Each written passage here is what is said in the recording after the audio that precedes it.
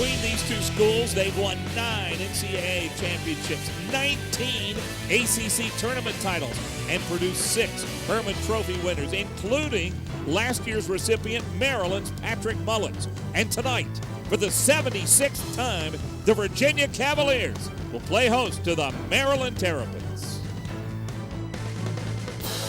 It's a damp night in Charlottesville, but you better believe the action's going to be hot. We're at Klockner Stadium as the Cavaliers and the Terrapins get ready to do battle. Good evening, folks. I'm Mike Hogwood along with Richard Broad. Glad to have you with us tonight for ACC soccer. And Richard, when you talk about Virginia and Maryland, you crank it up just a little bit. It's going to be intense. An extra octave. Maryland went out, had a very difficult match with Notre Dame this week. Sasha Surovsky brought him back in. He said, now we've got to get ready for our rival. George Gelnovich and the Cavaliers feel the same way about Maryland. Well, we're going to see some great players tonight, including the defending Herman Trophy winner, Patrick Mullins. He is really outstanding. He won the Herman Award last year, and a lot of people thought he was going to turn pro. He surprised them of not doing it.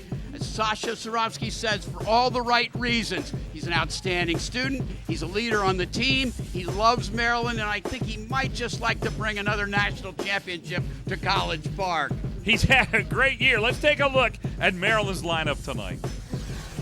They've got a lot of outstanding players, great depth, but the most important man, in my opinion, is that number 18 Dakota Edwards in the back. When he was injured early in the year, they struggled defensively. The sophomore adds stability to the Maryland back line. Now, Virginia lost 3 of their first 4 games, but they've come on in large part thanks to these 2 guys. Thanks to these guys and a lineup change by George Gelnovich. These 2 in the midfield have really been the spark, especially Eric Bird, the attacking midfielder. He scored a number of goals recently. And Todd Wharton, you just write him in the lineup and know he's going to get the job done as he has throughout his career here in Charlottesville. All right, Richard, what's the key to their lineup tonight? Well, the key is really back in the net. They lost Spencer Lasavita, who's been the starter the last 2 years. They've replaced him with a transfer, Jeff Gall from Creighton, who played in that Creighton team that went to the Final Four. He's done a great job thus far for Virginia. All right, the players are ready, so are we. You want some great soccer? Hang on. It's on the way from here in Charlottesville, Virginia. And we're just about ready to go here. Maryland, Virginia, you can see both teams are nationally ranked. It's a great venue here at Klockner Stadium. There's Sasha Surovsky in his 22nd season. Won 2 national championships in 05 and 08. 7 appearances in the College Cup for Maryland. And on the other side, George Gelnovich in his 18th season. This year, he became the 2nd Virginia coach with 250 wins. That happened on September 24th. The other with 250, of course, great coach Bruce Arena here. And this Virginia team won the national championship in 2009. As you can see, they are in their own blue uniforms. Maryland is in white. Richard, I'm excited about this tonight. It's going to be fun. Well, it should be. You've got a young Virginia team, some young players in Maryland, but they've got a lot of veteran experience. Virginia sees this as an opportunity to take over the balance of power in the ACC. Virginia 6-3-2, 2-2-2 in league play. Maryland 5-2-4. They're unbeaten in league play at 4-0-2.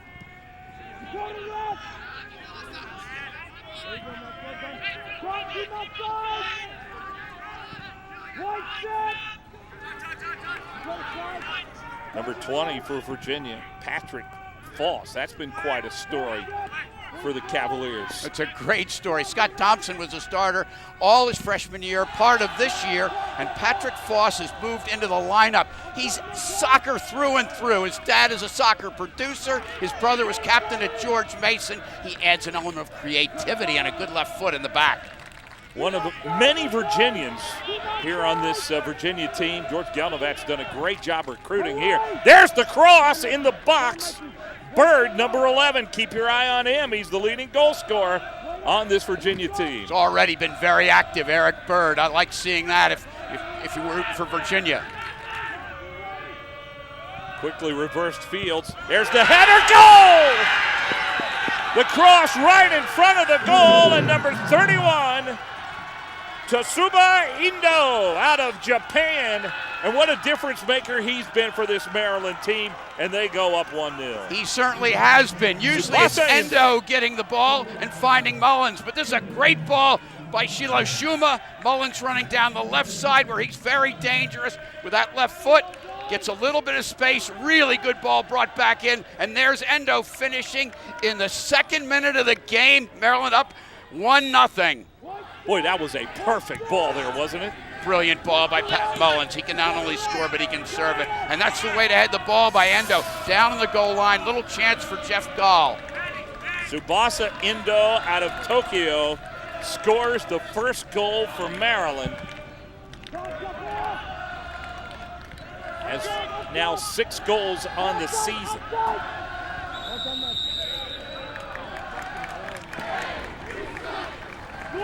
Well, how big is it if you're on the road in an intense rivalry to score first? Not only scoring first, Richard, but scoring early. Well, Sasha Surovsky pointed out a counterattack was very important, and that's where they got the goal from. Sometimes, Mike, you can score too early and think it's going to be easy. I don't think Maryland will take that approach. How will Virginia respond? This young team, they've gotten a real jolt. Will they come back and get after Maryland? See what they do on the free kick here.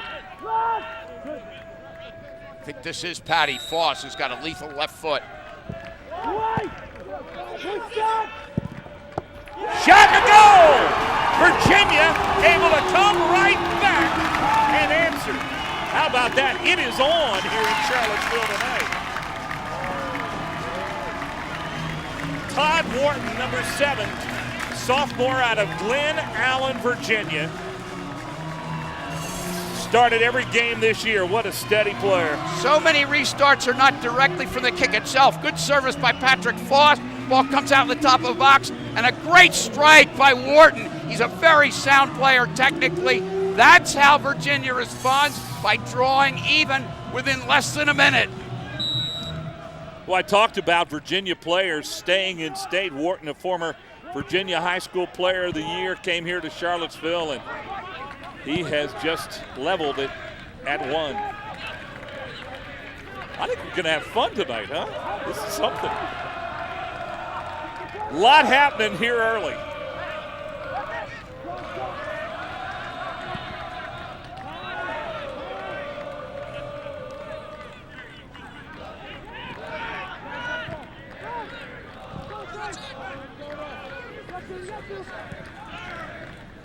Keep your eye on Mullins. He's number 15. Number 31 there is Endo, who scored the goal.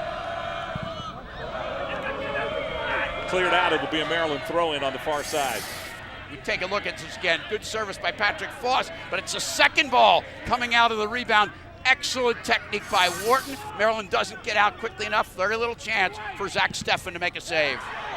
Wharton, sophomore on the all-freshman team last year. You see Pat Mullins battling. I like what's happened here for Maryland. Pat Mullins is a very good player up front, but he's also lethal coming down that left side. He's played the left midfield a lot in his career in College Park. They play him up front. I think maybe at the next level he could be an outside midfielder. Very dangerous in that part of the field. Well, you mentioned at the beginning of our broadcast, he had a chance to go to that next level. Did not do it. Senior from New Orleans and the big leader of this team. Here's Endo for Maryland.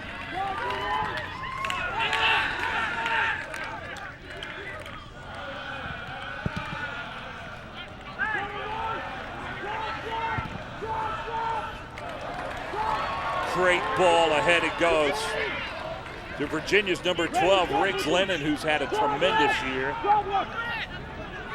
Very impressive player, the freshman Riggs Lennon, but a good work by Jeremy Raley to track back and deny the counterattacking opportunity.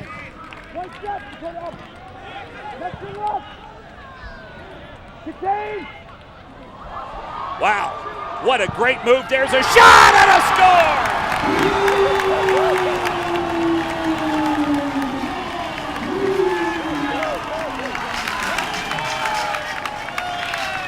Wow, how about that? Marcus Landy to 4. Virginia plays with 2 wide players, but they often come inside. This is Solandi to 4, coming inside. Great individual artistry, beating 2 guys right away. point past Cronali and ripping the ball to the far post. Great goal by Solandi Dufour. Solandi Dufour, that is only his second goal of this season. Doesn't that give that young Virginia squad some confidence? 2 goals in the first 5 minutes after Maryland scores in the first 2 minutes. We keep up like this, we're going to have some kind of game. Keep up like this, they're going to think the basketball season started the way they're scoring. Solandi Dufour, just a sophomore. A lot of young players on this Virginia team. Both these teams have come into this game with 7 straight matches without a loss. So both teams, Richard, are playing with a lot of confidence, and it's shown here in the early going. They both played tough schedules early on. Virginia taking on some good teams outside the ACC, and Maryland going to California. A couple tough losses early on. That's what seasons them. These teams are not preparing for any one game or even just the ACC tournament itself. They want to get national recognition and compete for a national crown.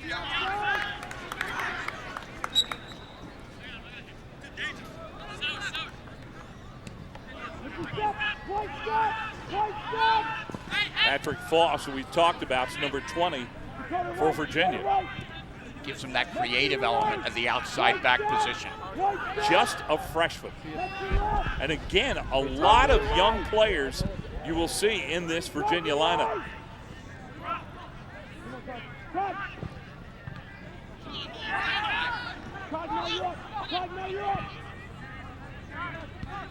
Shuma is number 23, and he's got it on the far side.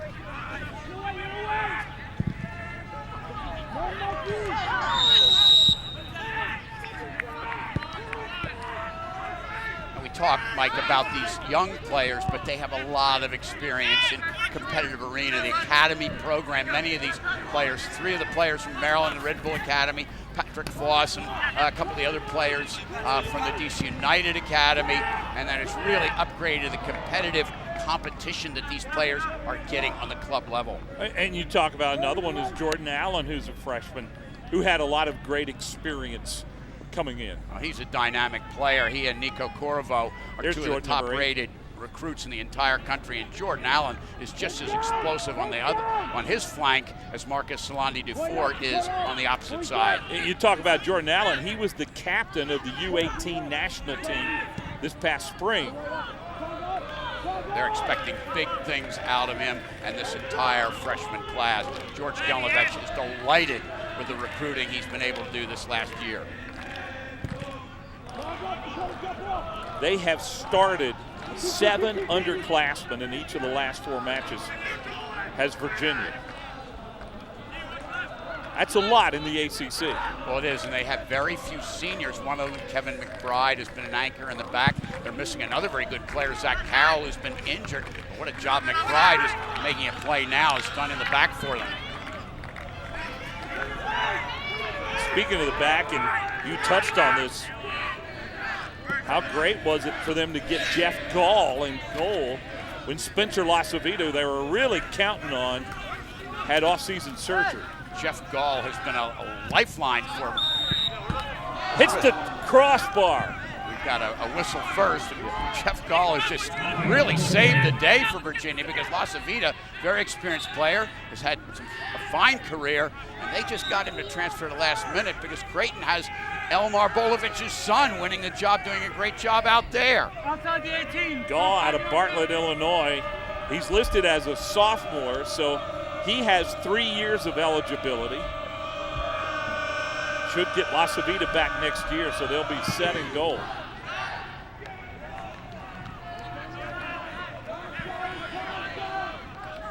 Michael Sowers, far side, number 3. Started to settle down a little bit in the last couple of minutes.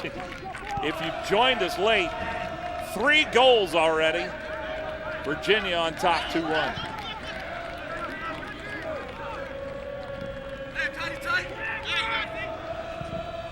That's Rayleigh, number 12, sending it forward. And it It'll be Rayleigh with the throw-in. Looking at Kevin McBride out of Northern Virginia. Not a highly publicized recruit, but a guy that just works every day. As George Gelnovich says, all he wants to do is get better. He's filled in for Zach Carroll. He's teamed with Matt Brown to make their defense much more consistent. And he's one of the few seniors on this Virginia team, so he's a real leader out there. He is. He leads by example, Kevin McBride. He's just done everything asked, and you need those guys, those glue guys, not necessarily a star. Jerry Yeagley used to say you have pianists and piano carriers. Kevin McBride's one of those piano carriers without which you don't get to be in the concert. No, you need a lot of those kind of guys. There's Rayleigh.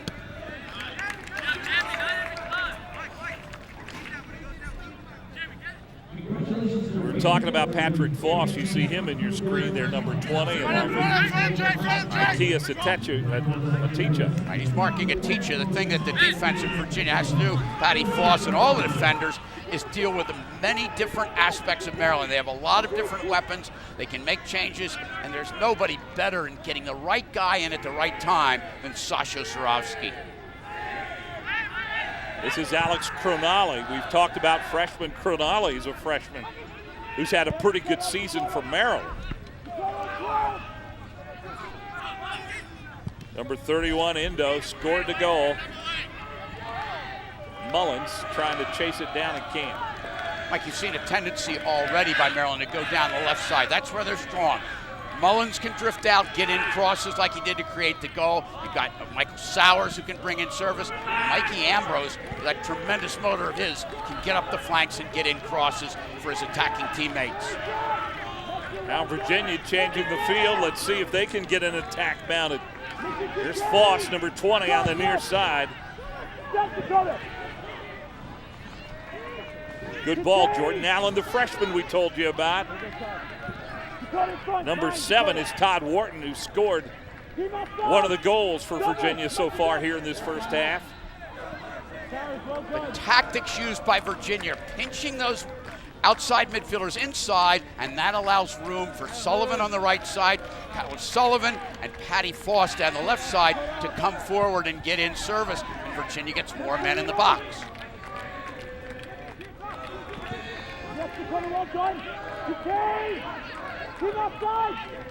Virginia has really looked good when they get the ball down in that final third. White step, right up.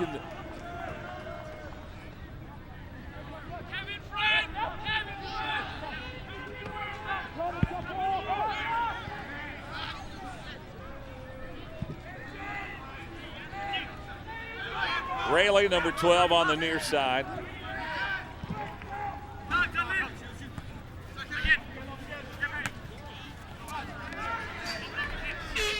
Foss can't save it in the air, and we've got our first sub of the game.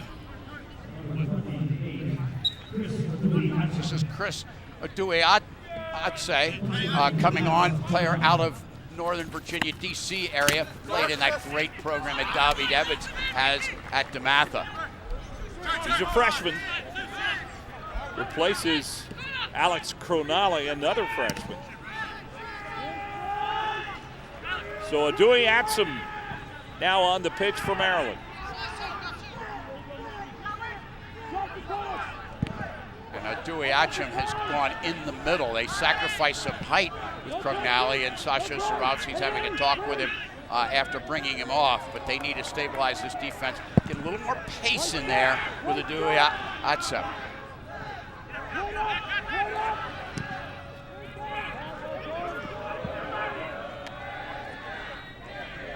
Great offensive players, and Shilo Shuma and Subasa Indo along with Mullins for Maryland. They put a lot of pressure on.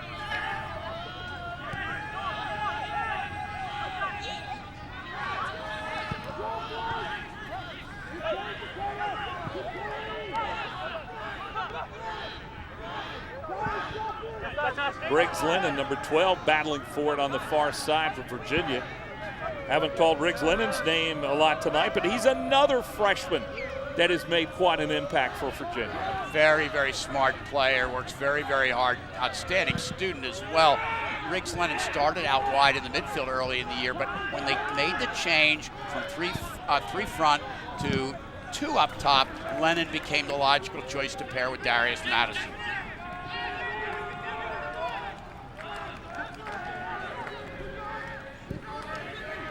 Good work by Dan Metzger in the midfield, deep in the midfield for Maryland. One of the hardest working players and a real unsung hero for the Terrapins. Mindo tried to get it to Aticha sending it ahead to Mullins, and a great job by the Virginia defense because Mullins was in pretty good position. You saw the athleticism of this young man, Kyler Sullivan. He was out of position but got back just in time to flick the header out of the area.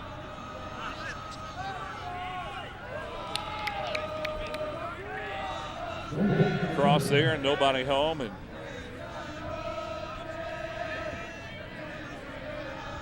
again the match settling in a little bit.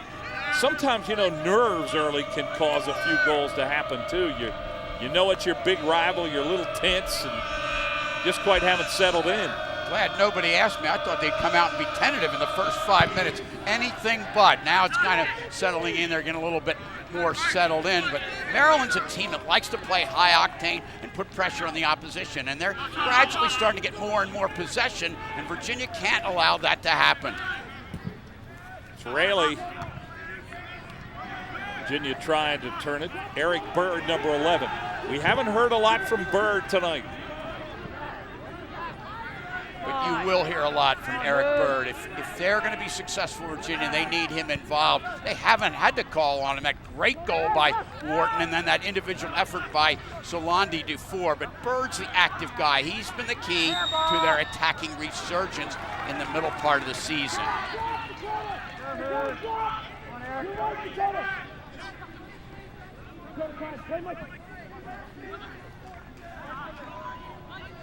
You're right, Virginia has just not been able to mount much of an attack. Is that Mullins who has gone down?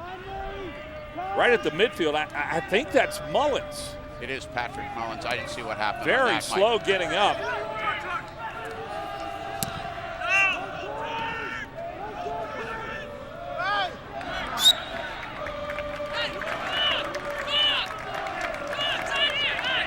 Looks like he's okay, but he spent some extended time down on the ground.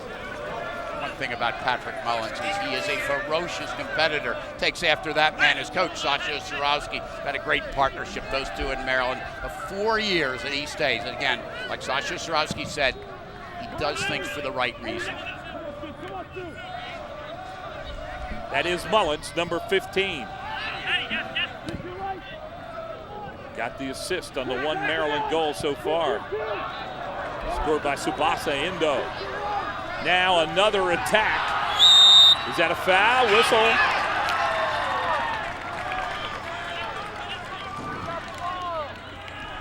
And an opportunity for Maryland here.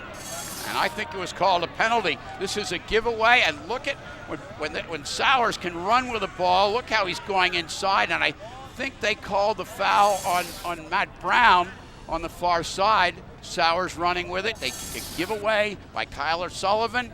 Sowers taking players on. I'm not sure, but Pat Mullins is sure he's going to take this one. Mullins with the penalty kick. Tied at 2. He's not going to miss many of those. No, he's almost automatic from the spot. Goals are scored a large percentage of the time in giveaways, what they call attacking third repossessions. Very careless ball by Sullivan, creates the opportunity for Sowers to run, did the right thing, got the foul called. As we take a look, here's the turnover coming in again.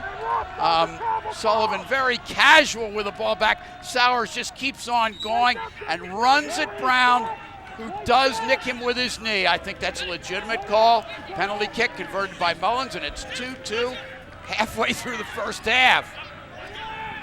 So far this year, Mullins has scored on a PK against Old Dominion, and he had 2 penalty kicks against a very good Clemson team earlier this season.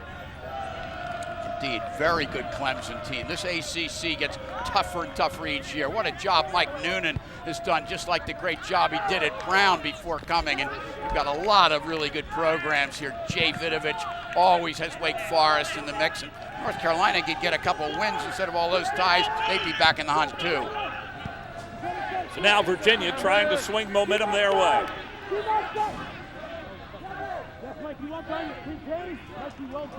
Great defensive play by Mickey Ambrose. Mikey Ambrose took it away, number 5. Love that guy, one of the smallest players on the park, product of the FC Dallas Academy. End-to-end action, great energy, young man with a passion for the game. That's a great play on Salandi DeFore, who, as we saw, can really take defenders on. Mikey Ambrose, freshman All-American a year ago.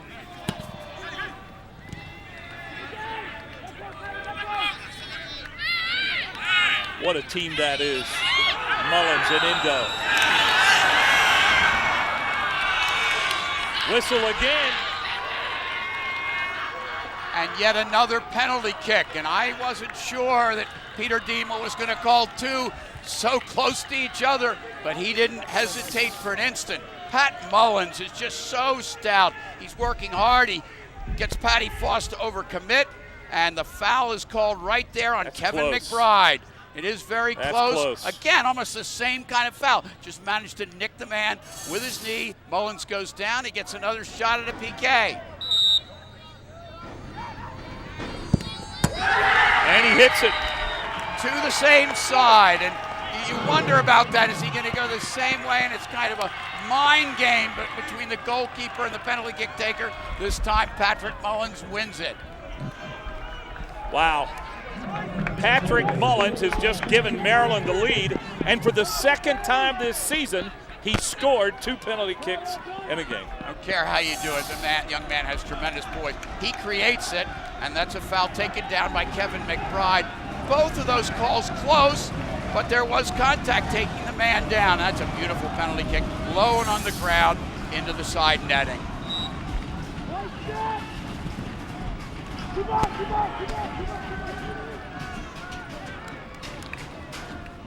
A lot of action here in this first half. Don't turn your head. Don't go get a soda out of the refrigerator. Don't go to the bathroom. Wait till halftime. Something happening before you can blink your eyes.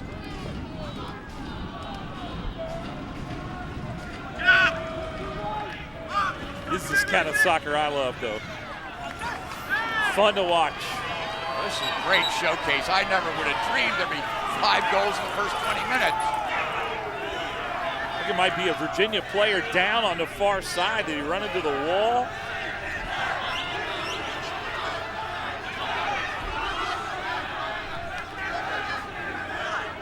Not a ton of room between the sideline and the wall here. This is Patty Foss, who took a shot, I believe. It's down right here. You get a chance to look at it. Foss going with a Aticha, and we can't see where he hit, but I think you're right, Mike. He hit the wall going down, and they're a little bit concerned for Patty Foss. This is a better look at it. He bangs his head right on that railing. On that railing, yeah. He has come off, but I think he's going to re-enter the field of play. Virginia's so deep, but Patty Foss did not play much in the first few games. Won that starting job, has done a great job since he's been in. They've got Scott Thompson in reserve, but Foss knows how hard it is to earn a job in a team like this. He's going to want to come back on. You know, I love what George Gelnovich told us yesterday.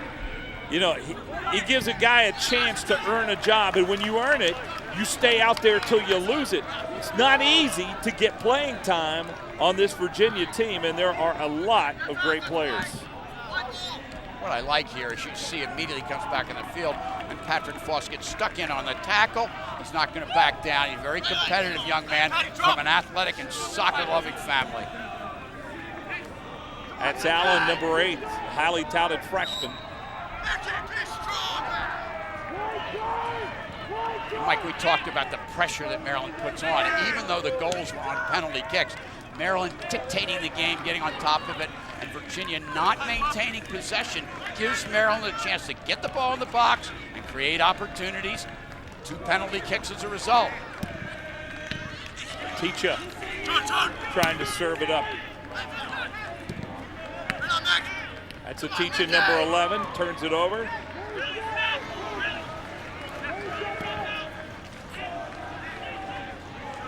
Yeah, just mentally for Virginia, they need to mount some kind of an attack here. 11 is Eric Bird. Look for him to get some touches. And he's the guy who got the ball and settled it down, making a simple pass across the field, allowing Virginia to get possession. This is what they must do against Maryland. You sit back and allow Maryland to develop a rhythm, you're just inviting trouble. What a great ball that was. And what a great save for Maryland by Zach Steffen, the freshman in goal. Cross, the header is wide. That's Darius Madison, who's been quiet to this point, but he almost got a goal. Tremendous save at the near post by Steffen. Here's Madison, who goes out wide, gets room to run, takes on two players. Excellent angle, denying Madison by Steffen. Zach Steffen capable of brilliant saves. He came on for Keith Cardona, who was a starter last year. They haven't lost much with Steffen in the goal. Out of Downington, Pennsylvania, and again, just a freshman.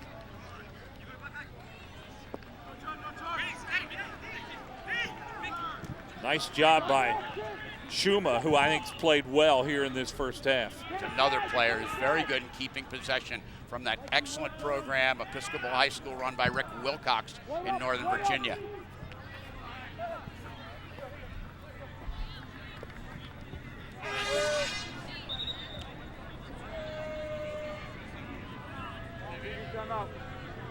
I think at this point we're going to get a timeout.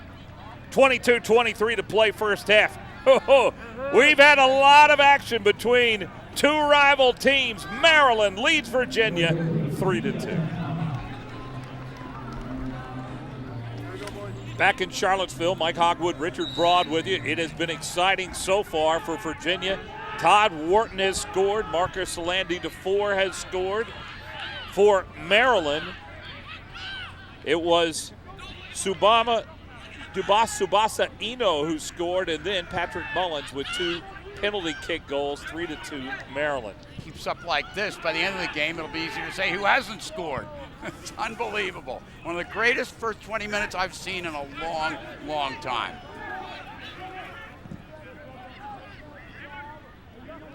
I hope you didn't just jinx us.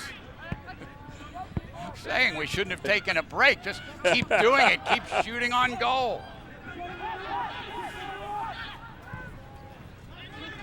Maryland loving the attack. Here's Rayleigh. Rayleigh serves it up, and right there for Virginia, Jeff Gall.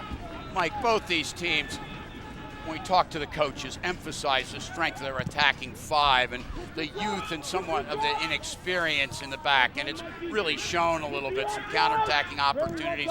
Maryland's done very well with that, but Virginia, with that great speed on the flanks, has really diced the Maryland defense, and it's been a wide open game. I know what George Gelnovich and Sasha Zurawski said, but I didn't believe we'd have 5 goals in 20 minutes.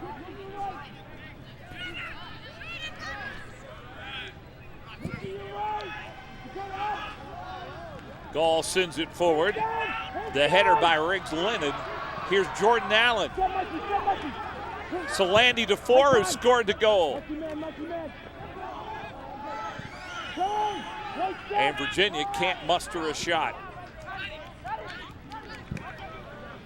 Shots are 4-3 in favor of the Cavaliers, who do trail 3-2.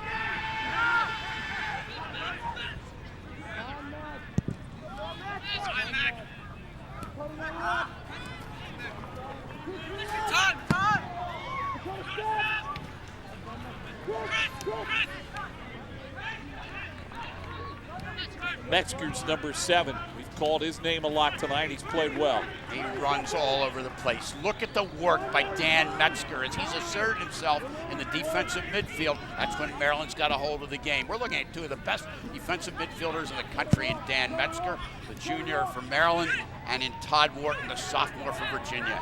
Watch out for this guy. That's Mullins.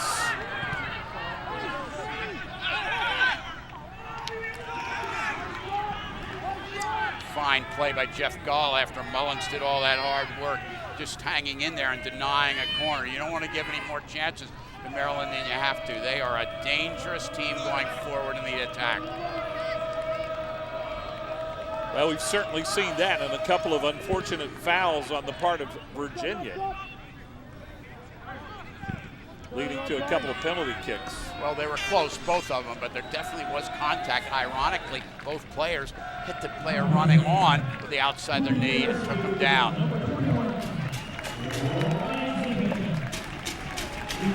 Here's an interesting substitution for Maryland. Sonny Jane, who's been a starter most of his career, coming on for Aticha, who did a nice job now. Patty Foss has to deal with a different player. Sonny Jane is one of the most explosive 1v1 players in the country. He is lightning quick. He's not been playing well lately, and Sasha Surowski felt that giving him some time to read the game from the bench and then come on would be good to build up his confidence. Even with that time on the bench, he is tied for first on the team with assists with 4, and a free kick coming up here for Virginia. Ryan Zinkin, number 21, is in for the Cavs. Good ball. And that's a goal! That ball just kept bending and bending and bending, and there was Jordan Allen.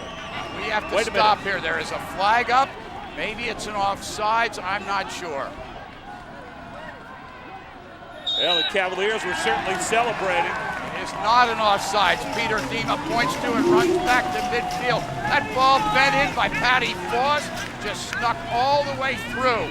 And Zach Steffen is a spectacular goalkeeper, but he has some lapses. I don't think anybody touches this ball. Maybe it's flicked on a little bit there. I'm not sure. What a ball that was. Taking a look again. No, nobody touches that ball. Maybe you give credit to Jordan, to Darius Madison at the end, but Patty Foss with that lethal left foot, it's another advantage of having him in there. That's the second goal he scored this year off a free kick like that. He did that against Providence. Amazing.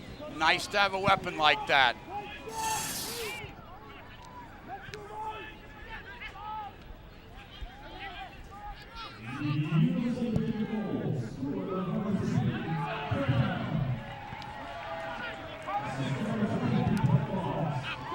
Actually, there's an announcement made. They gave the goal to Matt Brown. I'm not sure he touched it. If he did, it was just because he hadn't had a haircut lately. Wow. He just flicked it on. But You're right. It sure like Foss. It looked like it wasn't touched, but we could be mistaken. Anyway, great restart by Patty Foss, and Virginia putting the pressure on.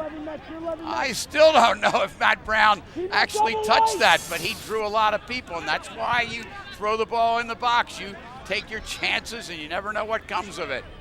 So Matt Brown, the junior from Charlotte, North Carolina, credited with the goal that has tied it at 3. Mikey, hands down. Check right. Dakota up. Right set. Brown scored the game-tying goal in a match against NC State this year. Team on your right. On your right. Come on, sir.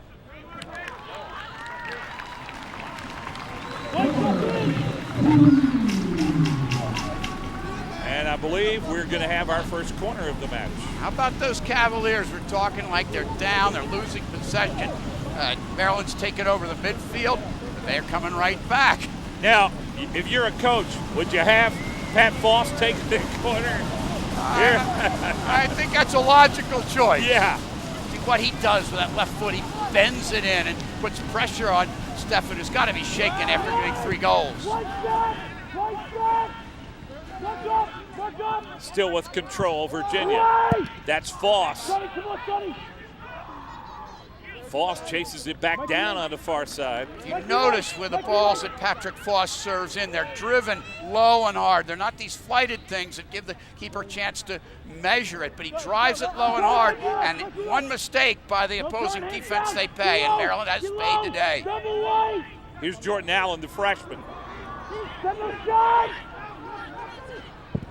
Allen, a hard shot.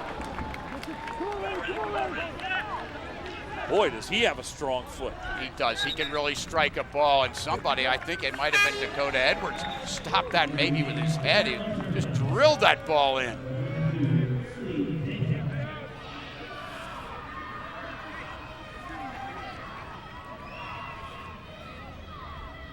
another substitution. Dakota Edwards is coming off, and they're bringing on Suleiman Danka, a player out of South Lakes High School in Northern Virginia, another freshman. Sasha Surofsky looking for more speed in the back to contend with those pacey forwards that Virginia's throwing into the attack. Yeah, Danka is out of the D.C. area. And D.C. Academy player. there's Wharton, who scored a goal. He's number 7. Nobody home. Maryland clears.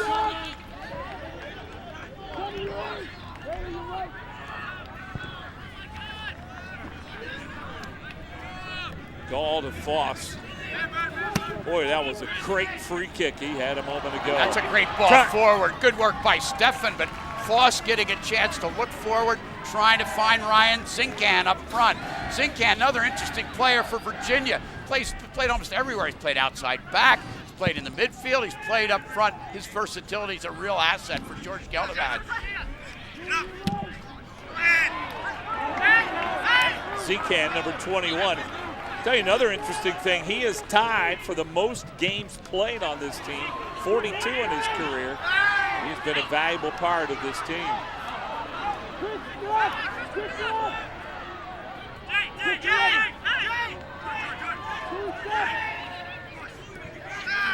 Allen gets it to Foss.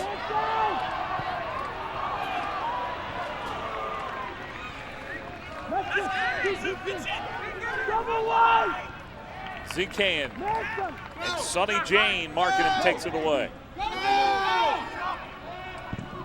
Oh, Maryland would love to see Sonny Jane get back involved.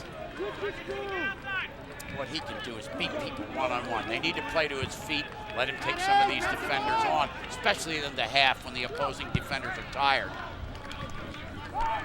Sonny Jane has come off the bench, so his legs are fresh.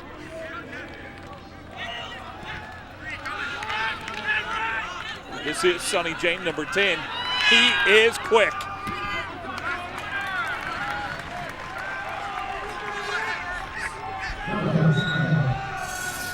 He really is quick. Look at this, Patty Foss trying to force him out wide. He turns him again, and this is really a good job tracking back by Jordan Allen. But Maryland has a corner kick, and Maryland with an important substitution now. They take Sowers off, and Jake Pace, red shirt senior, number 20. He is a beast, and he puts a lot of pressure physically on opposing defenders. That's Jane with the ball. Pressure's still on. Peter, behind you.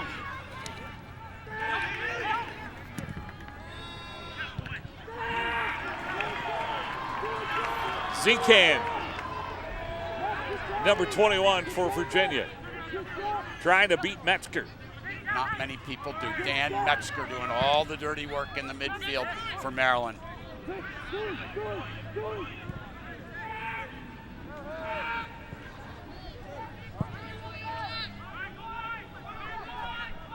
It's not been an easy half if you're a goalkeeper. You're going to have nightmares over this Exactly. if you're a goalkeeper.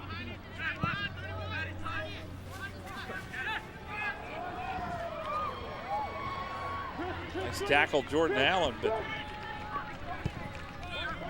Maryland retaining possession, and here's the quickness of Sonny Jane, number 10 in white.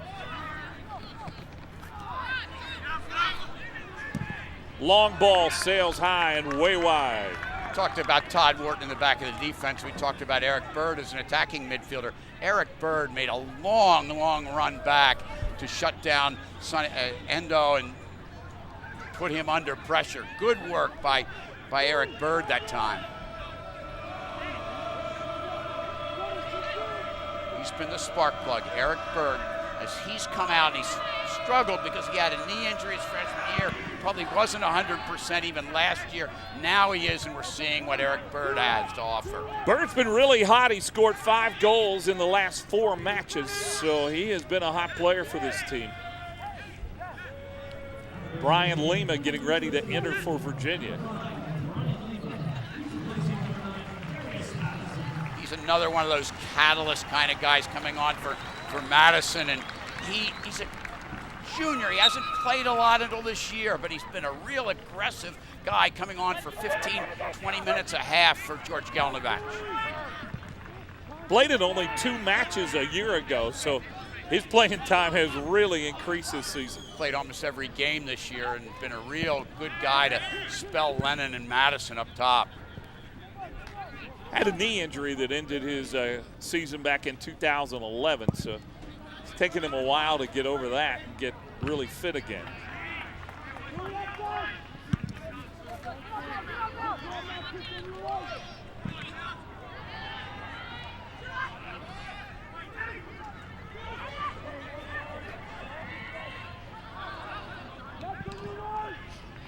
Again, Maryland on the tack. Zekan takes it away.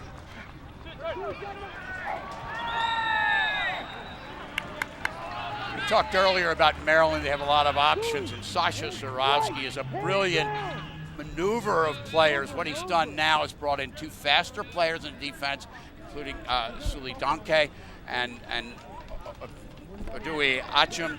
But he's also brought on Jake Pace up top and moved Pat Mullins to the left flank. And this is where Mullins can really be dangerous, running at players, creating chances like the one he did for the first goal scored by Endo.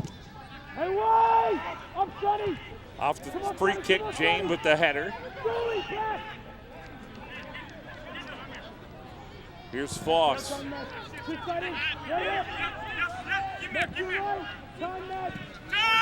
Trying to get it ahead to Bird, not able to do it. Great work again, tracking by Eric Bird. Good 2-way player. Both he and Wharton go box to box. And that's Landy DeFore, who scored one of the goals. Good job by the Maryland back line.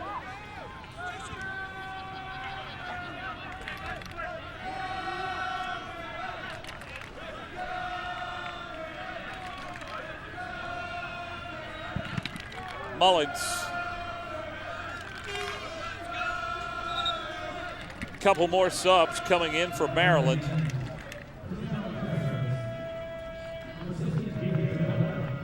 Daniel Johnson, number 24.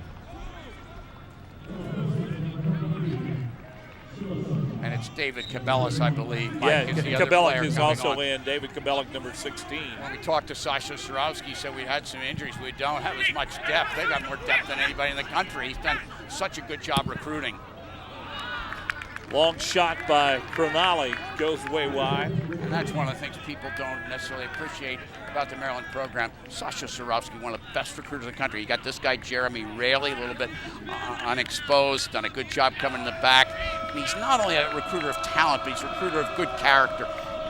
Maryland players, very competitive. And all the time I've watched them, I've never seen anything inappropriate in their behavior. They compete hard, take their cue from their coach there, but they always represent themselves in a first-class manner.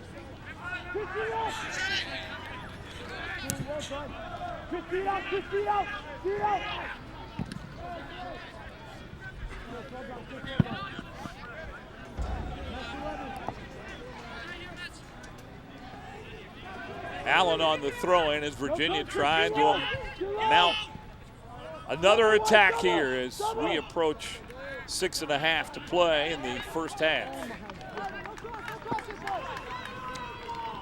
The Virginia wide players love to take people on, and sometimes they do it a little bit too much. Now, Jordan Allen, so physical, takes people on, and he gets a result out of it. We're looking down here. I think we've got maybe Sonny Jane. Sonny Jane, yeah, was a little slow getting up.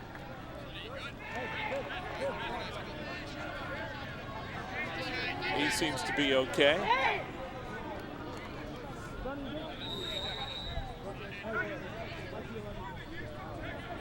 Allen will throw it in.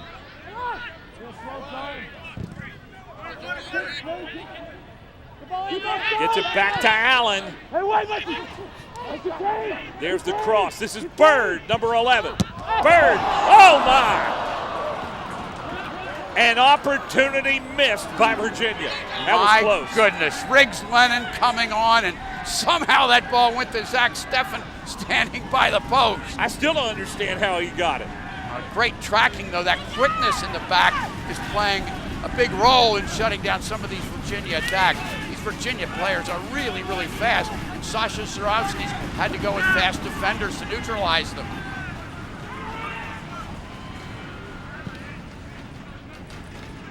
A near miss by Virginia. We stay tied at 3.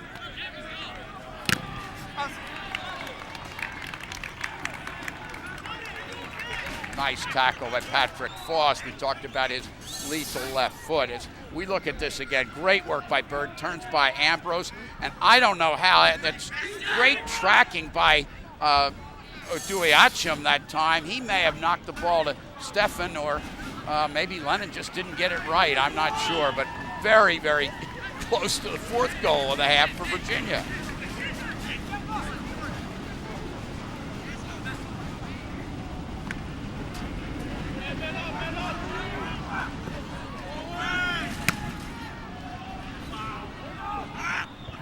In the air. You know, I'd say the 50-50 balls have been about even here in this first half. Maryland usually wins an awful lot of them, but Virginia is not backing down at all. They've come out to play.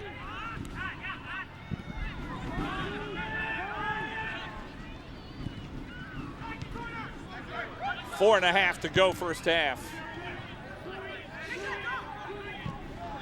A mistake that some teams make when they play Maryland is sitting back in and hoping they can keep them down. Maryland has too many weapons. You have to have the talent to do it, but if you have it, you have to go after Maryland. This is what Virginia's done. He's coming wide, and they're trying to get in there. Okay? Widener St. Cyr is coming in. St. Cyr number 8. And Mullins will get a break here with 4 minutes left to play in the first half. Widener St. Cyr, young man from Haiti, played a lot early in his career, even was moved by Sasha Surovsky to outside back. Not seen a lot of action this year, but maybe he can provide a spark. He's very creative, very explosive player. And again, Mullins, who has 2 goals off of penalty kicks in this first half. Resting, so he'll be fresh, ready to go in the second half. Zekan had it on the far side for Virginia.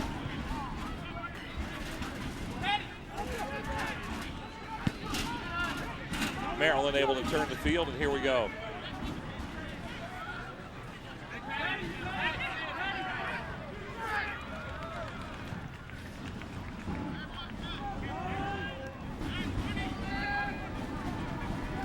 Rayleigh.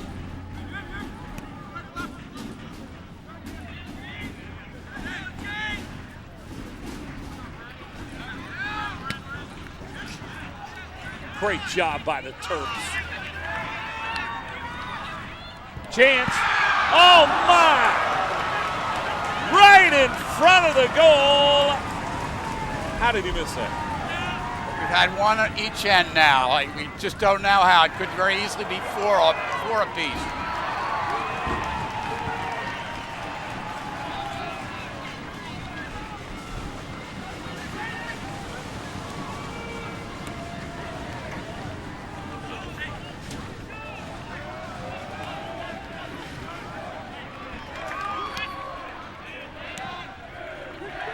So much talent out on this pitch.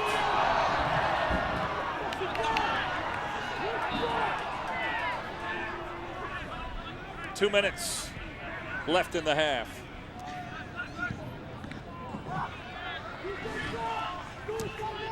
There's Bird. And for Maryland, Jeremy Rayleigh. Good job by Jeremy Rayleigh. We've got another player down. I think it might be Jordan Allen here. I'm not quite sure. They may have to sub him. Jeremy Rayleigh has been a forward. He's been a midfielder. He's played a lot of different positions for Maryland, and now he's in the back. Give him a little bit of veteran experience at that right back spot. It is Jordan Allen who's down and may have to come out when they have the trainer come on for him. Allen, the freshman from Rochester, New York, who has played well here in this first half. He's one of only 4 players on this Virginia team to start every game this year. Special talent. Rochester's produced good players for a long time. Not too many kind of southern schools down here. Jordan Allen, just they can't say enough good things about him. Great young man, great attitude, and great talent. Seems to be okay. Taking a look at the competitiveness of this conference with Notre Dame coming in. They tied Maryland. They're always in the hunt, number 2 in the nation. And we talked about Clemson before, the great job done by Mike Noonan. And there's some good teams. Look at North Carolina. They can't seem to get over the top in the ties, and they're in the bottom of the table, but they'll be heard from before the season's over. And once again, as I think we see this every year, great soccer played in the Atlantic Coast Conference.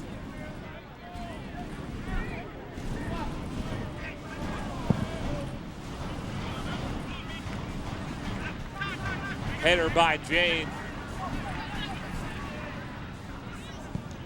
That was Kabelic, number 16. Both teams in the last couple of minutes have had great opportunities to score and have not been able to capitalize. Well, that happens in a lot of games, but the way this game has evolved, you expect them to score. Absolutely. Surprised when it doesn't go in the net. 3-3 at halftime. Who would have believed it? We had 3 goals scored in the first couple of minutes.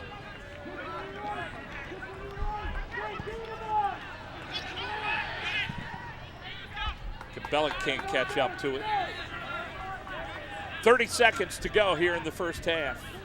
By the way, coming up at halftime, there was a great women's game here last night. Virginia Notre Dame played in the rain. We'll have some highlights of that. Virginia women's team's having an unbelievable year. Well, Steve Swanson has just done a marvelous job here, building it slowly but surely, and they are a legitimate contender for the national championship. Yeah, ranked number 1 in the nation now. Our first half here is drawing to a close. What a first half it's been. A lot of exciting offense by 2 great teams and 2 great rivals, Virginia and Maryland. And we welcome you back to Charlottesville. Our score 3-3 here at halftime. And guess what, folks? Richard and I are glad we got a little tent over our heads because it is raining. We saw that rain last night at the women's game, but it has started here. How's that going to impact the second half? Well, believe it or not, it could lead to more scoring if that's at all possible. This mist makes a slick footing, leaves the defense a little bit unbalanced, and with the fast forwards on both Virginia and Maryland, who's to tell how many goals we're still looking for? Speaking of fast forward, here we go with the first half highlights, and it was Maryland who scored first. Right, Pat Mullins going down the flank, serving it back in. Endo on the header. Maryland's up 1-0, but we're not done. Patty Foss with the restart. Ball comes out at the top of the box. Wharton strikes it impeccably, and Virginia's even 1-1. And then that individual brilliance, Marcus Solani DeFore beats 2 guys at the top of the box, beats Cronali, drills the ball to the far post. Great left Virginia's foot. ahead 2-1. Maryland is not to be denied. They keep playing, and here's a giveaway by Kyler Sullivan in the back. He's a little bit too casual with the ball, and Sowers doesn't give up on it, keeps running at the defense. He's taken down by Brown for a penalty kick, which you know who's going to take it. The Herman Award winner Mullins drills it to the goalkeeper's right to make it 2-2. And Pat Mullins, as George Gelnovat said, he's been a handful. They can't stop him. This time he draws a penalty himself. He'll take it again, and he's going to go to the same side once again, putting the Terps up 3-2. And we're not completely finished even now. Patty Foss with that lethal left foot. Didn't think anybody touched it, but they gave credit. I think it skimmed maybe off Matt Brown. Hit his hair, maybe. 3-3 at halftime.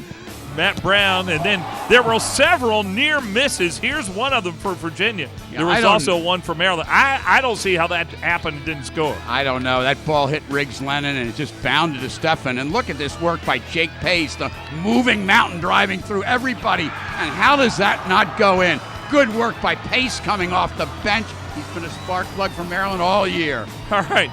Right now, it was a great half. Let's talk to Maryland's coach, Sasho Surovsky. Your thoughts on the first half and what's ahead, Sasho? Well, I don't think we'll be making any videos of, principles of defending in that half, but there was a lot of exciting attacking stuff. Look, both teams have dynamic attacking players. There's been some mistakes on both sides. Hopefully we have to minimize the mistakes we're making and keep our attack going the same way. And look, it's a tie game at half, no matter what the score is. I'm sure it's exciting for the fans. I'm sure the coaches were getting gray hair with the giveaways, but it's Maryland, Virginia. What can you say? Sasha, we talked to you earlier in the week. You said that this can be a counterattacking team and young defensive, explosive attacks. Saw that you had to make that adjustment in the back to deal with the pace of the Virginia forwards. Yeah, I mean, we had to put a couple of guys that were maybe a little quicker, a little bit better matchups for us, and we made the change. I thought they did a nice job, and we have a lot of backs that have played a lot of minutes this year, and I think they were a little bit slow on the turn, and so we made some changes. It's been positive. All right, Sasha, thanks a lot. Can't wait for the second half. All right. And we got the second half on the way from here at Charlottesville. We are all tied at 3 between these two big rivals, Maryland and Virginia.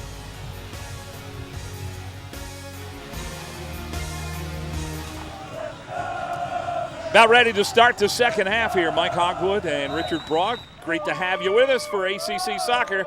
We had a great first half, tied at 3, and now the second half begins in the rain. Be interesting to see the tactical adjustments that George Gelnovich and Sasha Sarowski made. George Gelnovich talked about going with Kyler Sullivan in the middle of the defense to add speed there. Sullivan's still at the right side at this point. And Sullivan is number 13 in blue. They have brought on Brian James as an outside midfielder on that right side. Again, they're going with the two backs they've used, McBride and Brown, who have been a good pairing for Virginia, at least up until this evening. Well, there's some Terrapin fans who made the trip down from College Park, and they're making a little noise. The crew came down all the way to Charlottesville. When you go to a Maryland game, arguably the best atmosphere for college soccer in the country, they are right behind the goalkeeper. They're like leaning over the opposing goalkeeper, and they call all sorts of, making all sorts of questions about his parentage and his lineage, his intelligence, and all sorts of things like that. It's a tough atmosphere for opposing players, especially opposing goalkeeper up there in College Park.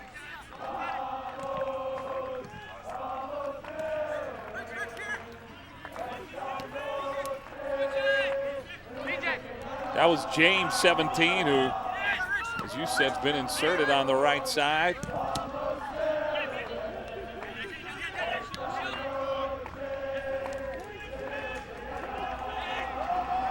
Indo, who scored the goal, number 31, goes down hard, and there's a whistle. And we're going to get a card.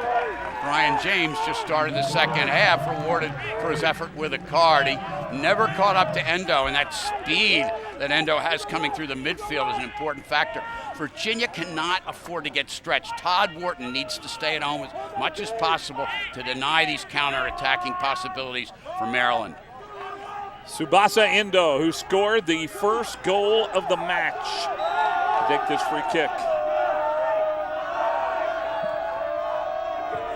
Good ball right at Gall. Good communication by Jeff Gall. Patty Foss about ready to head that ball.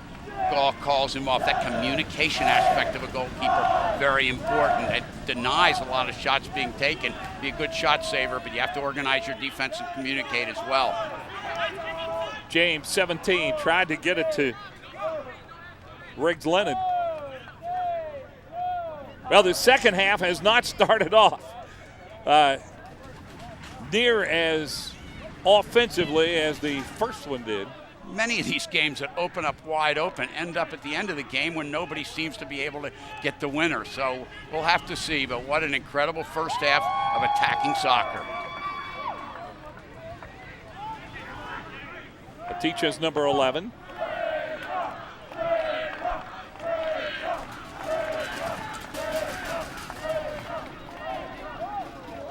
Trying to get it ahead to Maryland's Shiloh Shuma. Very clever player. Great compliment to Mullins up top for Maryland. There's Jordan Allen, that talented freshman. It'll be a corner for Maryland. Shiloh Shuma, one of 3 players that are playing in college. 2 played in college. 2 of his teammates from Episcopal played at West Virginia. Headed but cleared out by Wharton. All 3 of those players African. Gift Moare and Shadow Sabelli went to West Virginia. Credit to Sasha Surowski that he got Shiloh to stay home and help the team in College Park. Shuma, we were just talking about, is from Zimbabwe. He's got 5 brothers and sisters. They all still live in Zimbabwe. That's the work you need out of Todd Wharton. He can go in the attack, strikes a good ball, but that was off a restart. They need him to stay at home in the center because the 2 center backs for Virginia, as good as they are, they're going to have trouble contending with the pace of Mullins and Shuma and Endo coming forward out of the midfield. Wharton needs to stay at home and anchor that defense, much in the manner that Dan Mullins has done for Maryland. Dan Metzger has done for Maryland.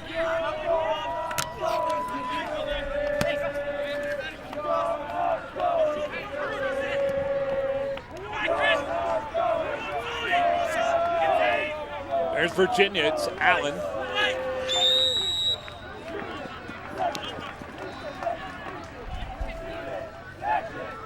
Good effort by Jordan Allen, but those fast 2 central defenders now are making a difference in Maryland's defense. Udui Achim and Suli Donka, they have a lot more pace than Cronali and Edwards, and they need that pace to deal with the fast forwards that Virginia's throwing at them.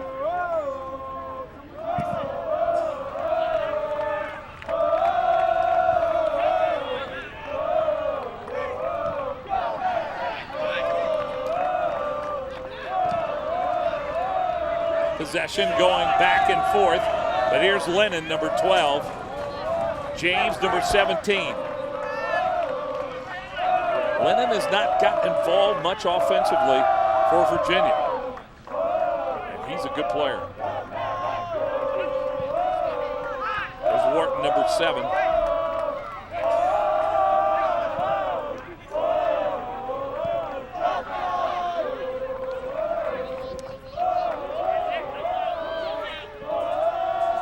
James with a chance. Good job by Maryland to clear it.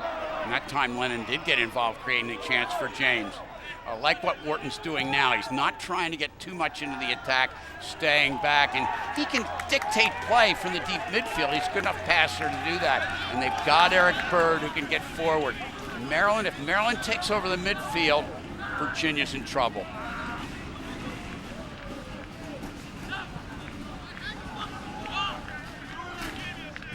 Throw in by Kyler Sullivan. Taken away by Sowers. We saw Sowers in the first half. He's the one that got fouled inside the 18, and one of the penalty kicks that Mullins scored on. Once again, that play by Wharton, not pretty, but he knocks it down, gives the defense time to get organized. When the defense is unsettled, you see what happens. You get 6 goals and a half, 3 against each team. Wharton and Metzger play important roles in the deep part of the midfield for their respective sides. Rayleigh went down hard on the far side. He'll take the kick.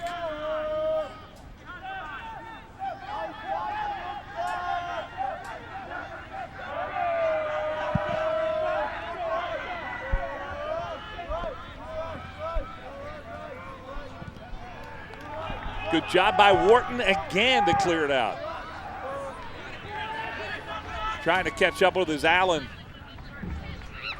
You know, both these teams have a lot of fast players, a lot of speed. They do. I'm just thinking that. A great ball by Bird coming and playing the ball forward, but Dewey Atcham comes back and he's fast enough to negate Darius Madison getting forward for Virginia. Madison's fast enough, but Atcham just staying with him and makes it look easy, and it's not easy to stay with the pacey forwards of Virginia. There is Riggs Lennon. very opportunistic player, understands the game well, gets into dangerous spots. Mikey Ambrose tracking him well that time, and he's just a little bit offside. Riggs Lennon has a very promising future here at Virginia. You know, he has really been playing great offensively. He's another player that's got 5 goals in the last 4 matches. We talked about how Virginia's completely turned their season around after they lost 3 of their first 4. They've now gone 7 matches without a loss. I give a lot of credit to the coaching staff, George Gelnovich, Matt Julis, Michael Bohanek. They made a change from 3 forwards to a 4-4-2, and they put Lennon up front where he's much more effective than he was out wide. They brought on Patty Foss, brought him in slowly. Now he looks like he belongs at that left back, and they've got some good young players, Jordan Allen, and they've got a bright future here in Charlottesville. Sowers was fouled, and kick coming up. It'll be taken by Mikey Ambrose, number 5.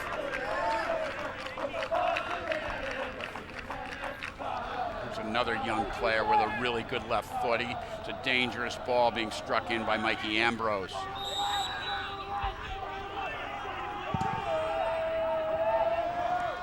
Well, nice play by Gall to come out and snag that one. What you need your goalkeeper to come and dictate terms. He did a good job for Creighton last year. He's playing well for Virginia. We look at a little bit of tussling in the box going on and marking. The key, though, is that goalkeeper comes out. He needs to take that ball a little bit higher. If it gets down low, maybe you get a player to deflect it. Got to take it at the top of its height. Bird to Madison. Darius Madison. That speed, you just can't deal with it. Darius Madison just puts so much pressure on the defense, driving for it. Jeremy Raley is all he can handle there. And it's a corner for the Virginia Cavaliers.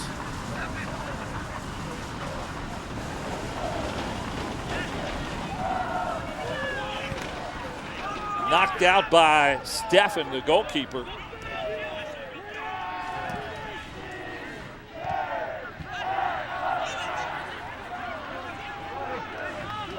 Madison again. Madison. Just sailed wide. A lot of excitement there in the Virginia crowd. They thought they got the 4th one and celebrating a bit too soon, I'm afraid. We take a look again, and this is actually Jordan Allen playing out wide, and both he and Lennon can really strike a hard shot.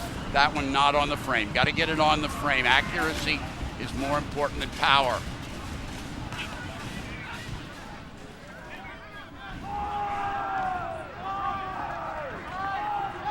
The teacher has it taken away. Here's James, number 17.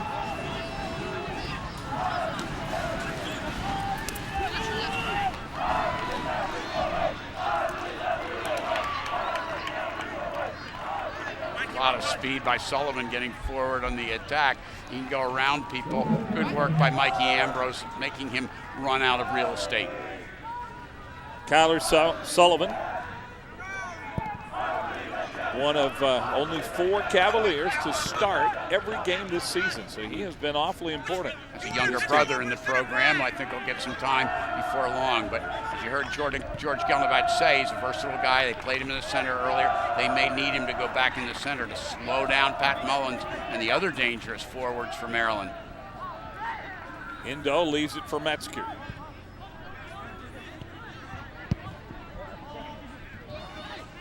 This is a Maryland team that plays with a lot of confidence. And that player there, Sheila Suma, very, very smart. Just held the ball. Patrick Foss, a little bit too eager to get it, gives up a restart.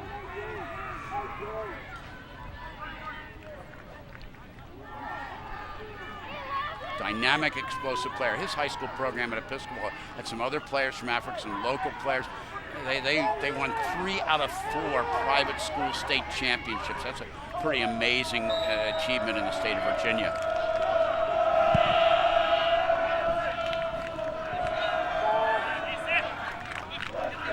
Here's Allen. Good move by the freshman, Jordan Allen.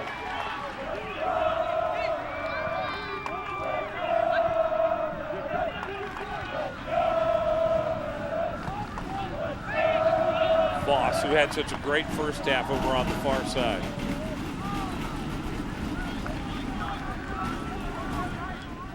Miscue turns it over.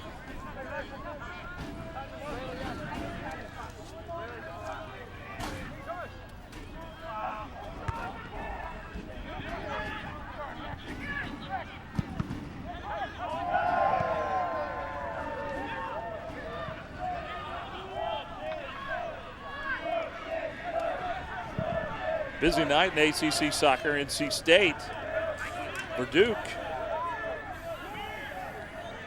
Two good teams there, Clemson, Wake Forest. They're going to be in the hunt as well. Notre Dame, Virginia Tech, scoreless second half. How about that? Notre Dame number 2 in the nation. Chance for a shot here. That speed and quickness in the central defense, denying Virginia. When you've got players like Jordan Allen coming at you, you've got to be able to keep up with that pace.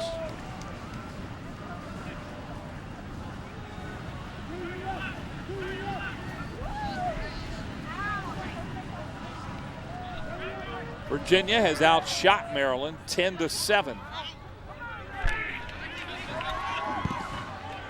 A couple of those shots coming here in the second half. There's one of the shots, but it was more optimistic than accurate that time by Darius Madison. There was a question whether or not this was a handball right there. I don't think so. I think that ball hit the player. I think that was Duiatsu in the side. He had his hand up, but it went underneath his hand, the best we could tell.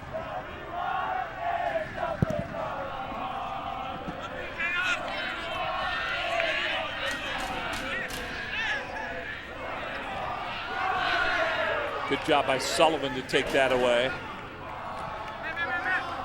Eric Bird.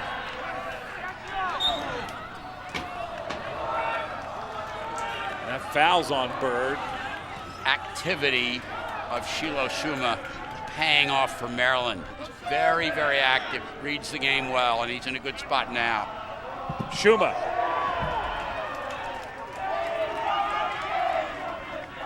Matt Brown and Wharton both back. Very savvy player, Shiloh Shuma.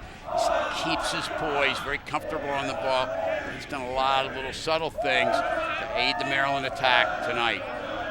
Corner kick for the Maryland Terrapin. Shuma will take it. Or Indo, rather. Indo serves it up.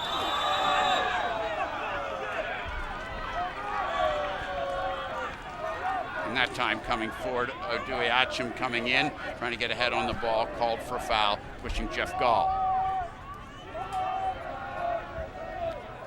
Player out of DeMatha High School. Boy, they had a win streak, I think 40, 50 games in a row under David Evans. They and Gonzaga always in contention, seems, for the DC championship and also for their league championship. Very, very competitive league, the Catholic leagues in DC. Much different half offensively than we had in the first. All 6 goals scored in the first half.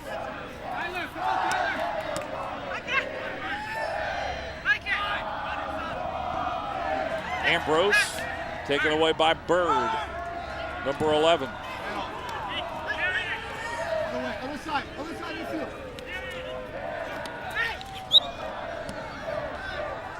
Good work by Endo coming back in the defensive end, not really known as a defensive player, but you do work both sides of the field when you're playing for Maryland under Sasha Surowski. Little maintenance on the shoe. Maybe the most improved player on the Maryland team. Saw significant minutes last year, but he's been a foundation of the team this year in his attacking midfield role. Here's Mullins, that's his first touch here in the second half. You know, I think they've done a much better job of marking Mullins here in the second half. I think George Gelnovac showed confidence in those two defenders, McBride and Brown, and he was thinking about moving Sullivan into the middle, but he shows faith in them. When we talked to him early in the week, he compared them to those players, Monaco and Volk, who were the center backs when they won the national championship. That's pretty high praise. And when Zach Carroll comes back, got a decision. They've got some good central defenders. Not fast, but very smart, very consistent. Wait till I get set on him. Wait, hey, don't wait till I get set.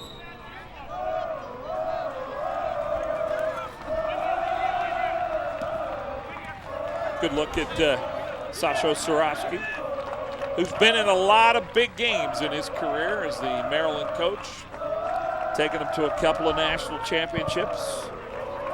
People don't remember. The first year he was at Maryland, I believe they only won 3 games.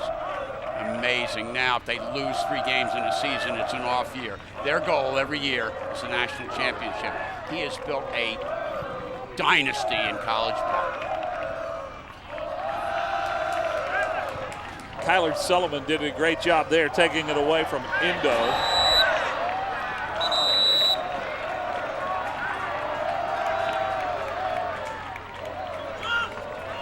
We're getting another card. This goes to Suli Danka. Peter Dima calling that right away, and Sasha Surovsky doesn't like the call, as you can expect. But I think the reason was that Mr. Dima thought that the player was free and clear, and that's why Danka took him down. It happened as he entering attacking third. It might have resulted in a chance on goal. That's the reason why he gave the yellow card. James will take the kick. And sails it right at Zach Steffen. That's too easy. Your restarts, you've got to get a chance on goal. Looked impressive. That ball needs to be to the far post where someone can get ahead on it. Allen. Not much of a shot there.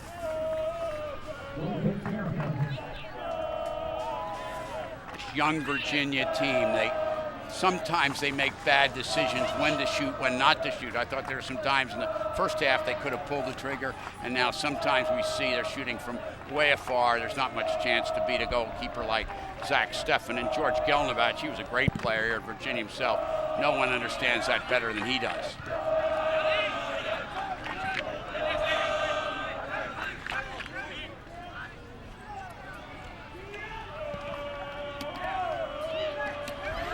James has it, number 17. Trying to mount an attack. He goes down.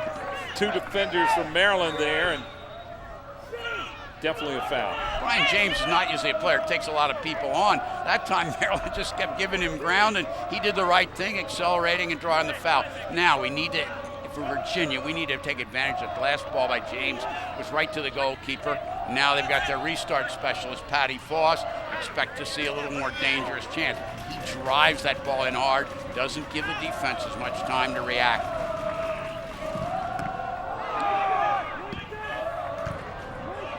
Good play by the Maryland defense to change the field. Here's Mullins. Leaves it for Schuma. We want Patrick Foss to drive it in, but not to the guy right in front of him. He needs to do better as well.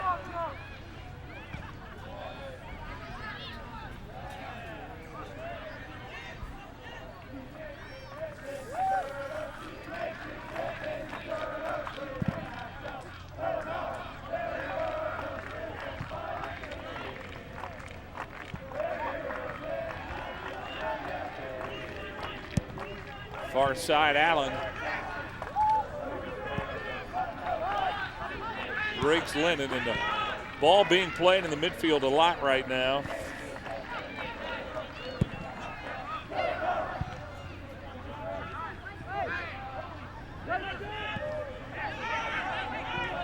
There's Bird.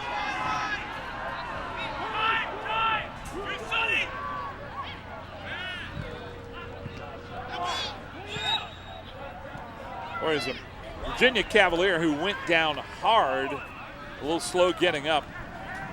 I'll tell you that. That is James, number 17. is Brian James. One player we have not seen thus far from Virginia is Nico Corvo, along with Jordan Allen. He was one of the most highly rated recruits in the country. I would expect to see him to come on and maybe add a different dimension to Virginia's attack.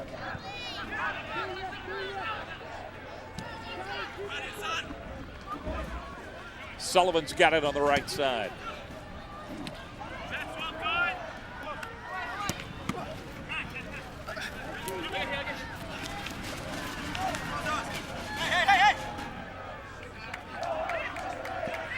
Both teams working hard, just not able to mount any real offensive threat. There's Allen. Jordan.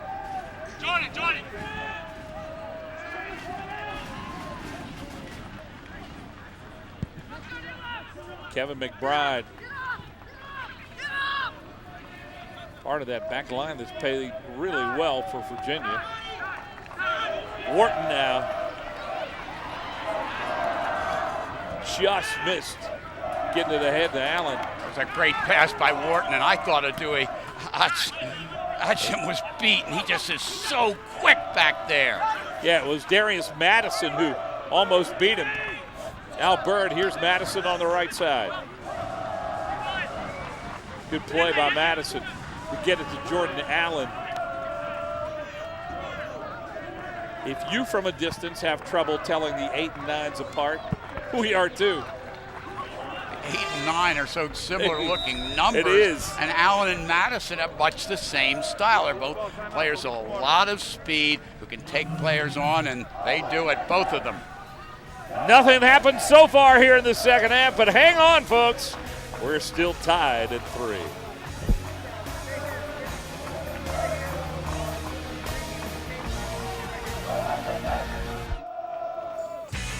ACC Soccer is brought to you by the official corporate champions of the ACC, BB&T, Haviland, and Food Lion. All tied at 3. Mike Hogwood, Richard Broad with you for ACC Soccer. Richard, we're tied at 3, and the second half, the reason we haven't seen a lot of offense. Well, these are two good teams, and they're not just going to give away goals, and they've solidified the defense. Sasha Surovsky's substitution of 2 quick players in the defense has made a difference. And George Gelnovich took a different approach. He said, I'm going to just talk to our players, let those 2 players, McBride and Brown, figure it out, and they've done a much better job denying Mullins. But I see on the sideline, Maryland, what I think will be a very important substitution is happening right now. Here he comes, number 20, the moving mountain, Jake Pace, coming in for Shiloh Suma. Jake Pace, a great story. He's played not a lot, but he's gotten better and better. He works hard. He's a powerful, hard-working guy. Sasha Surovsky describes him as a program player, just does everything he's asked, and he has improved immeasurably, and he's a threat in the last 20 minutes. Speaking of threat, there's James. Talking about Jake Pace, even though he hadn't played a whole lot, second on the team in goals with 5. As you look at Eric Bird. Well, with a guy like Jake Pace, you've been playing out there, you've been playing these small, quick players, and here comes Jake Pace, who's like a runaway locomotive who just powers into you. On the corner. Headed out by Maryland.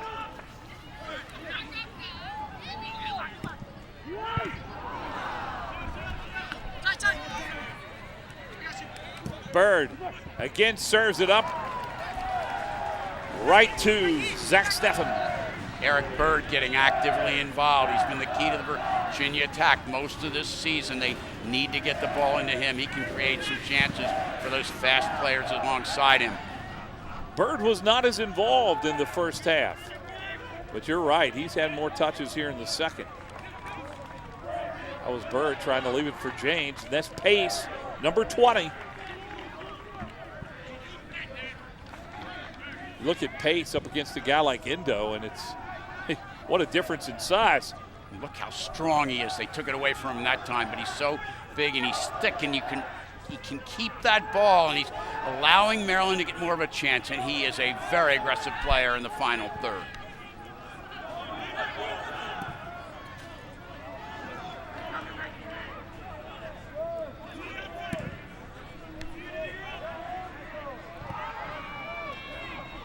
Good play by Matt Brown to head it away from Mullins. Not a smart move by James, but Indo is so quick. Sowers, Ambrose. Ahead it goes to Sonny Jane, who just came in. Fell down, he looked up, wanted a foul, wasn't called. He's not happy about it. He's very frustrated. I thought that was a foul on Brian James that time. Sonny Jane is a player who lives on taking people on, and he's not able to do that. It negates a lot of his play. Here he does, he turns very well, and I thought James took him down that time. Bird. Sowers, a good job. Sowers has played well today. Michael Sowers. You see Matt Brown. He has another careless ball by Virginia in the back, that time by Eric Bird. Unusual from him. We saw one goal scored by Maryland early on when Kyler Sullivan gave away a casual pass. Virginia cannot afford to let Maryland have opportunities that way.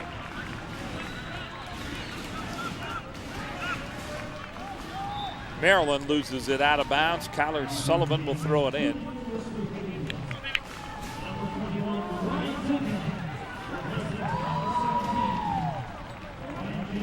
James coming off, they've moved in Ryan Zinkan, sort of the Mr. Everything. He plays almost every position. This time, instead of going up top, he'll play wide in the midfield.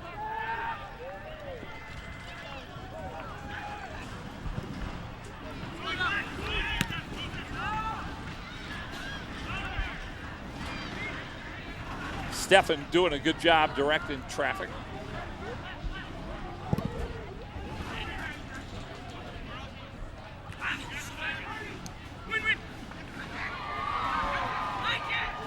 Metzger, a great job with the tackle there to take it away from Bird. Head it goes to Pace. Pace. Ambrose is Maryland trying to mount an attack here. Sowers into the box, headed away by the Cavs, but taken right back by Pace. Pace turn, that's not a good shot. No, and the thing that Jake Pace needs to work on is becoming a little bit cleaner technically, but he's the reason why they had the shot in the first place. His ability to hold the ball, held off 3 defenders at one point. He is just so strong. He reminds me in some ways of Connor Casey, who's had a brilliant career in the professional leagues and even a few shots with the national team.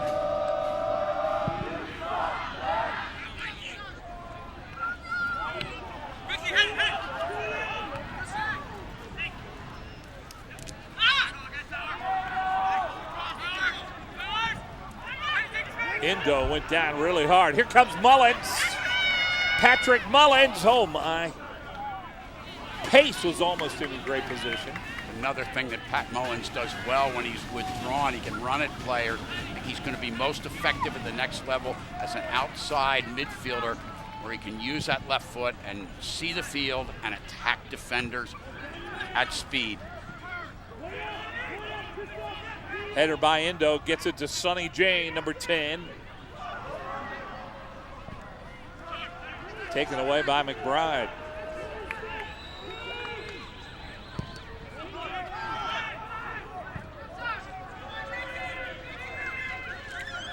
Sullivan.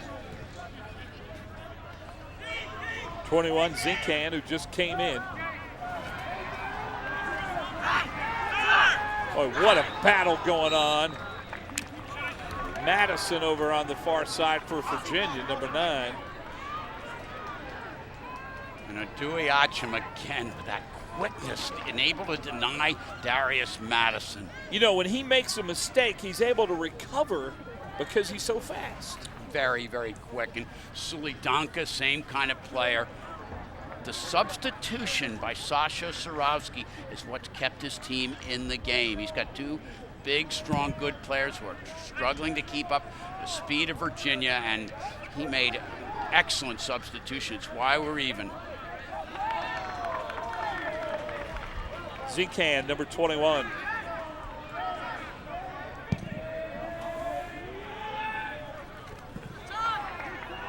Madison went for the header and went down very hard.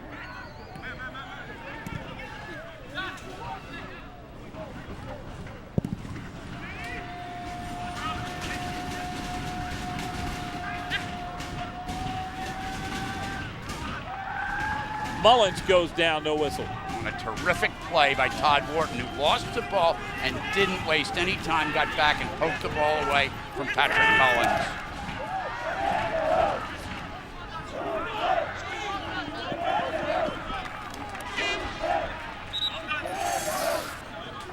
Looking at this down here, that quickness in defense. And this is Donka playing and just denies Madison, and very, very good defense.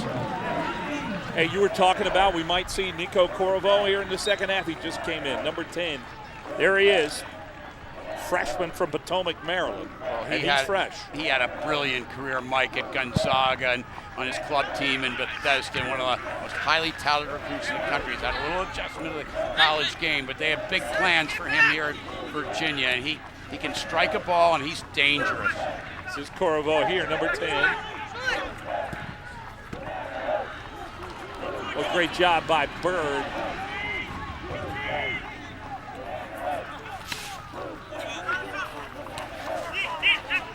Madison maintains control.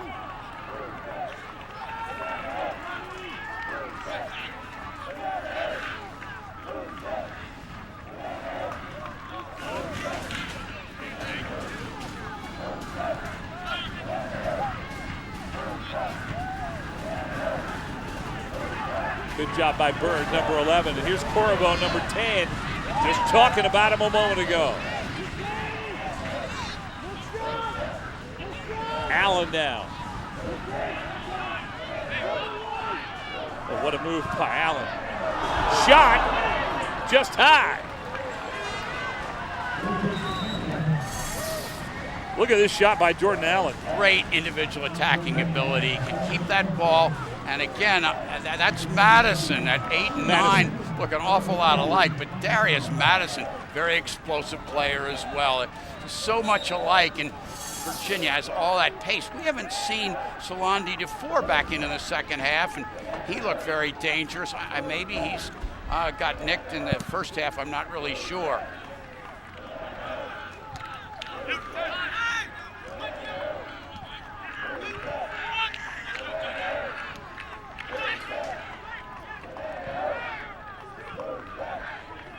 Indo tried to get it to pace.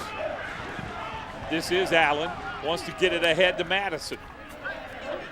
Madison, who just took that shot a moment ago, sailed it high. Zincan.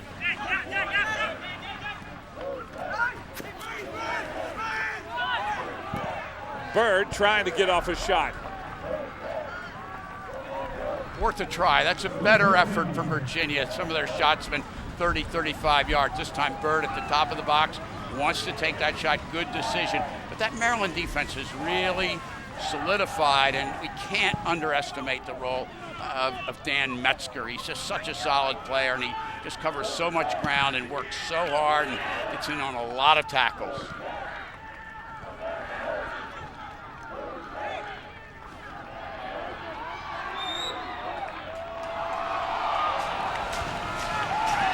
Mullins and Zincan going at it. Zincan whistled for the foul, and they exchange a few pleasantries between each other. And another, what I think is an excellent substitution by Sasha Surowski. He's brought back on Sheila Suma, giving him a rest. He's played very well, and that enables him to move Pat Mullins out to the left side midfield, gives him an extra scoring threat. Good job by Michael Sowers.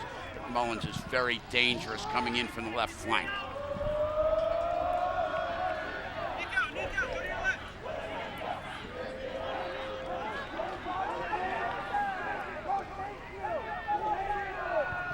Mullins.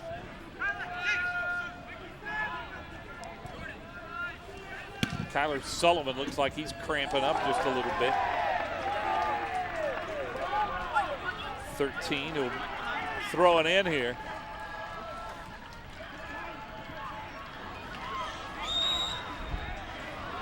You know, as we get under 10 minutes, now it's starting to get a little more physical. Now the players are starting to talk to each other just a little bit. I think they've always been talking. They've been physical, but a little more. Right now, yeah. I don't think there's any love lost between these two teams. Matt Brown, who was credited with a goal. That was pace. It's tough to get it by the wide body. Virginia needs to do more with their restarts. They got the equalizing goal in the first half when Patty Foss put the ball on net. The last couple of restarts have not been well taken by Virginia.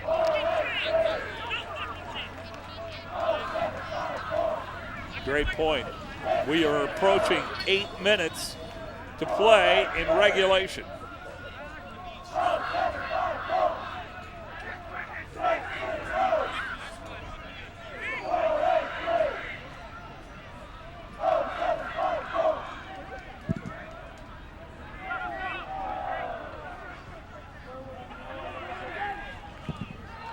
Pace the header, and it's cleared out by Sullivan.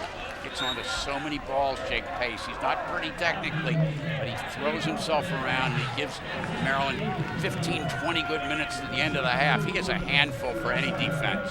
That's Kabellik, who's coming back in for Maryland. Indo will get a break.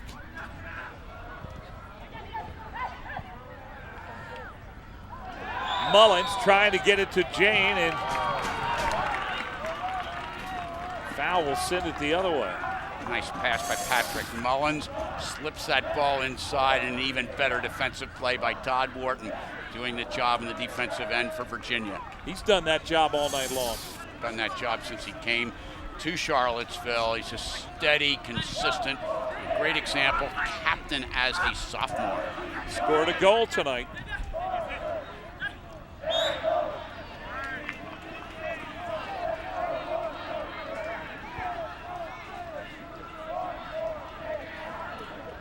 Six goals have been scored tonight, all of them in the first half.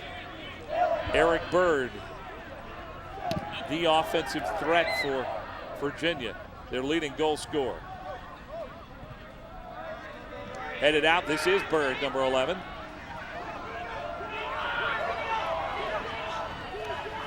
Corvo for Zinkan. Madison, number 9, great footwork. What a job by Madison.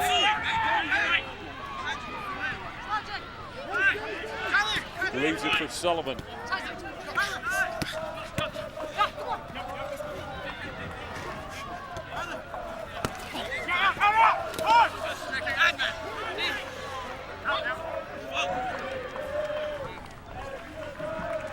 Throw in Virginia. Gotta like the work by those two young center backs on Maryland. They haven't played a lot lately. They have really played well today. Madison.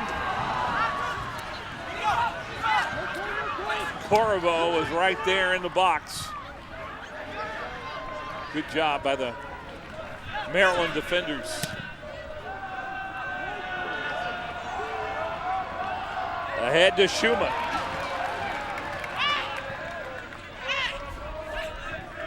Kabalik just in. It's Kabalik, number 16. Well, it almost looked like they pulled Mullins down.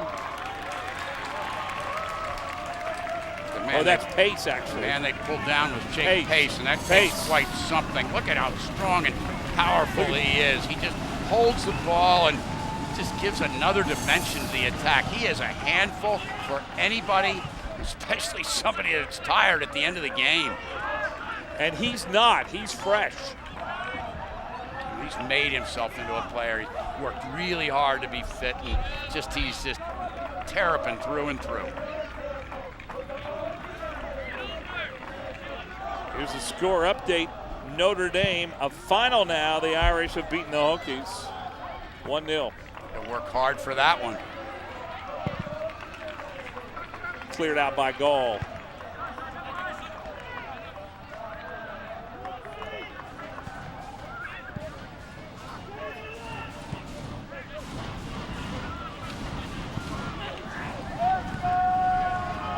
Four minutes to go in regulation.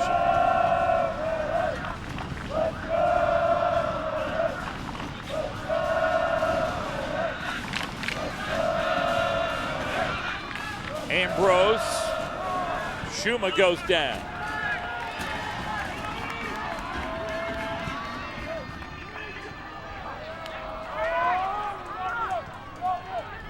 Are you surprised we haven't seen any scoring here in the second half? As I said, Mike, sometimes you get all this explosion of goals and then you don't get any at all. And here's Sonny Jane, goal! Able to stop it, but Sonny Jane had a chance.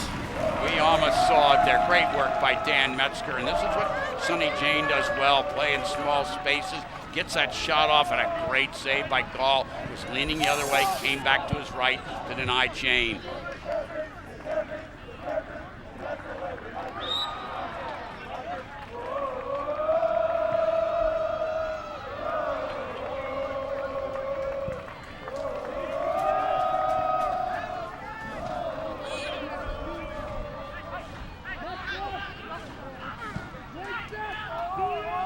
Virginia's done a good job keeping possession. When you allow Maryland to keep that ball and get it moving, you are going to have problems beating them. But Virginia's established possession, and this young team is really growing for this match. They get a win tonight, it would be a monumental step forward for the program.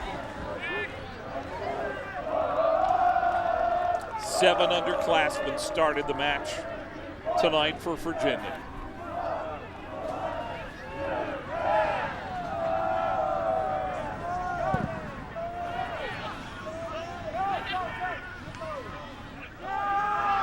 Got to believe now, next goal wins it. Either now or in overtime. Yeah, I think with 2 minutes to go, the next one should be decisive. And of course, we go to the sudden death overtime. The golden goal would win it. And you're seeing fatigue set in some things.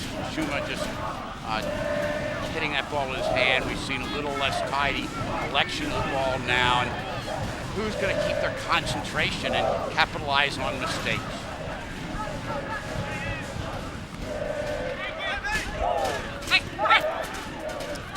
Looking more and more like we'll go to overtime. Zekan. Can Virginia mount one more attack here in regulation? Get another shot.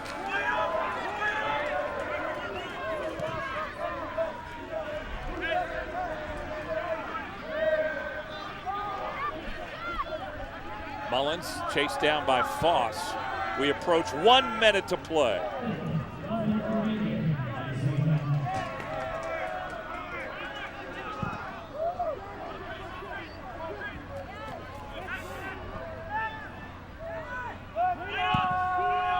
Metzger. A lot of long balls right now. I think these players sense we're getting ready to go to overtime as well.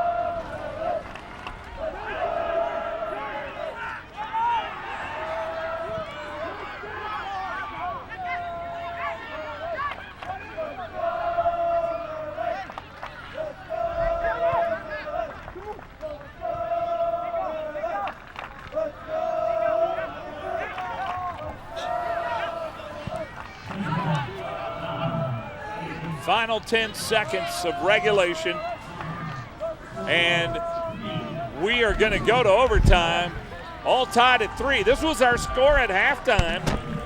Nobody scores, Richard, here in the second half. Funny game, soccer that way, Mike. It is. Indeed. Well, we'll be back with the overtime period in just a moment. We end regulation. Virginia 3 and Maryland 3.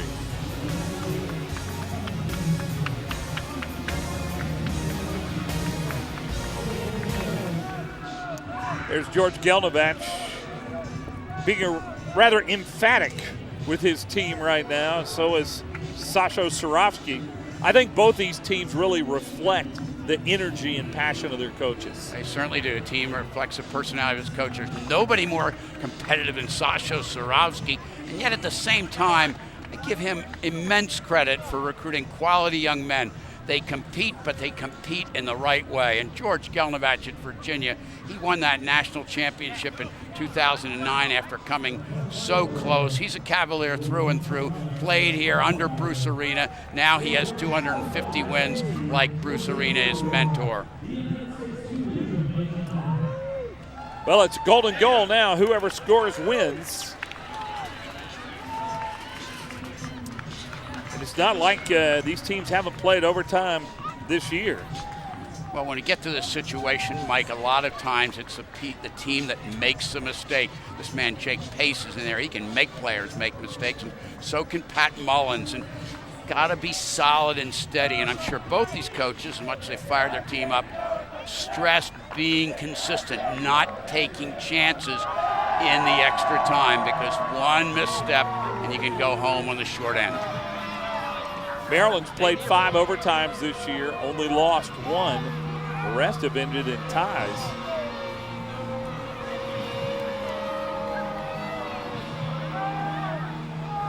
Such parity in the ACC. That's why I have ties. North Carolina with 5 ties, and there's so many teams that are just so good in their national powers. Adding Notre Dame to the mix certainly makes the conference more competitive. And Syracuse has had a very good year, but they've struggled against the tough competition in the ACC. Virginia, on the other hand, has played overtime 3 times, tied 2 and won 1. Their last outing was a 2 overtime draw with Duke. You see Endo back in the midfield. He's able to go. He's been an important cog in Maryland's team this year.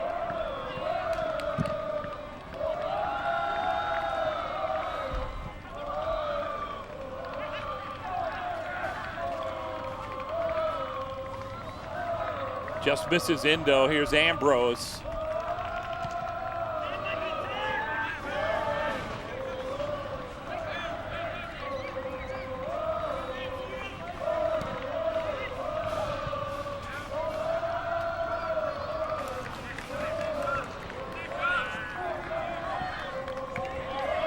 Ten-minute overtime period. Golden Goal wins it.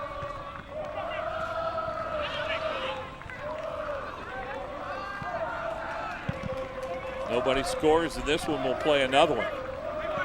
And then it'll be called a draw if no one can score.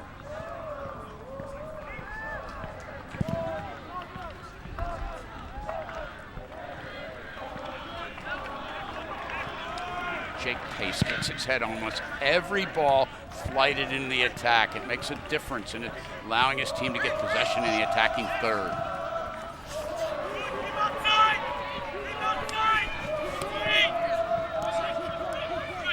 Zekan is coming off the bench.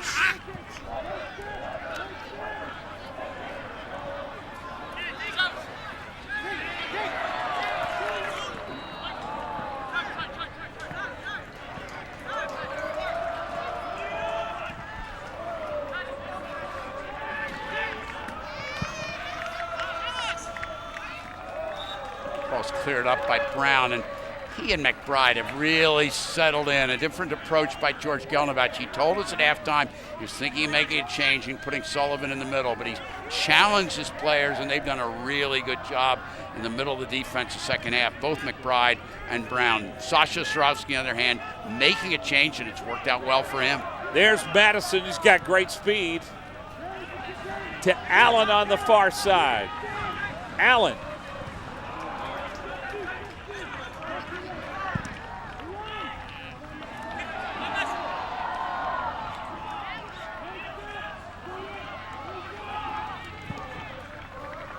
Metzger continues to do a great job in the back. Virginia wanted to see a handball on Dan Metzger. I don't think that was the case. Ahead he goes. Maybe a chance for Virginia here. No whistle. Zekan. Now here's Bird on the far side. And it'll be a corner now for Virginia. Let's see. Virginia fans wanted a penalty kick on that situation, especially after 2 were called earlier. And this was take close. a look at this. That was close. Very, very close. As Achim is the player there, and he and Donka with that quick pace, but very, very possible that Odui Achim may have committed a foul, got away with it, but now Virginia has to get beyond that, make the most of the corner. And again, it's Patty Foss with that lethal left foot. There it is.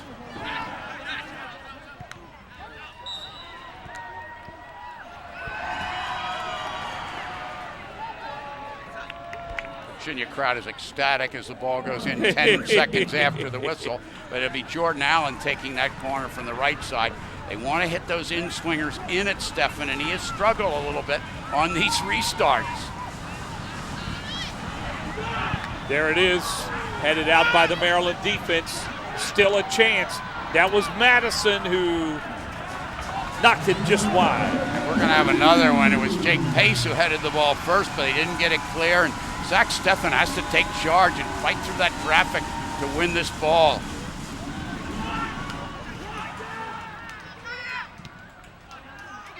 Great play. I think that was Metzger. I think it was Jake Pace again. We're calling his name, and the guy does a lot of good things for the Maryland program.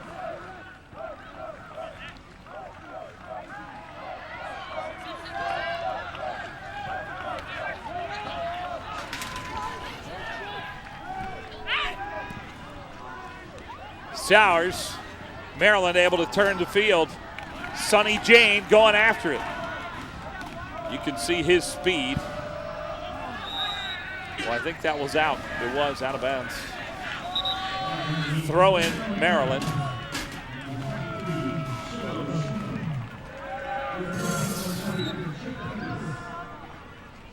Well, it was close. Very, very close. That ball needs to be all the way over the line. I don't believe it was.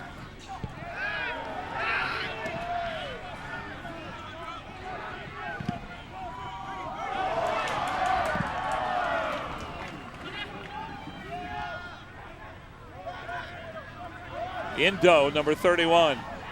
Mullen, strong shot. Right at goal. Good thing he recovered that because Endo did the right thing and followed that shot in off Pat Mullen's foot. Under 4 minutes to play in the first overtime.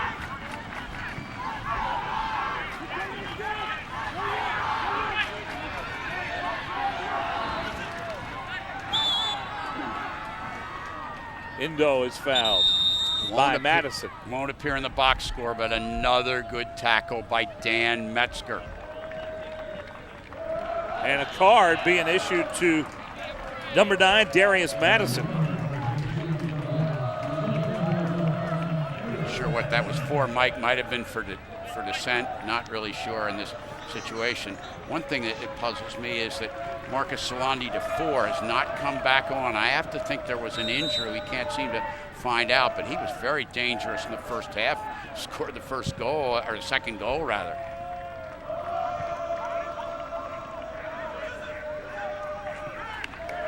Indo taken away by Bird.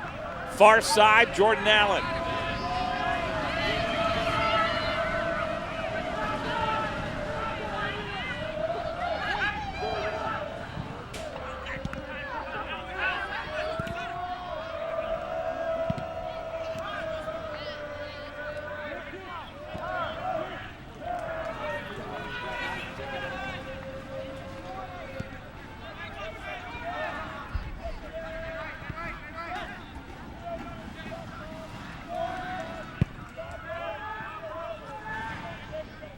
.250 to go here in overtime number 1.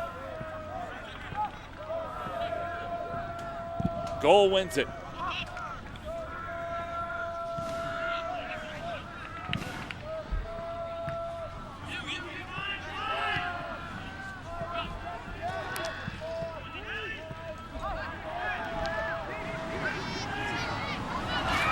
Good play far side.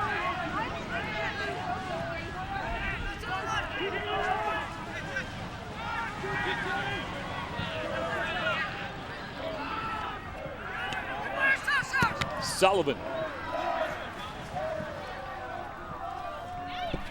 Sowers, pretty good defensive play.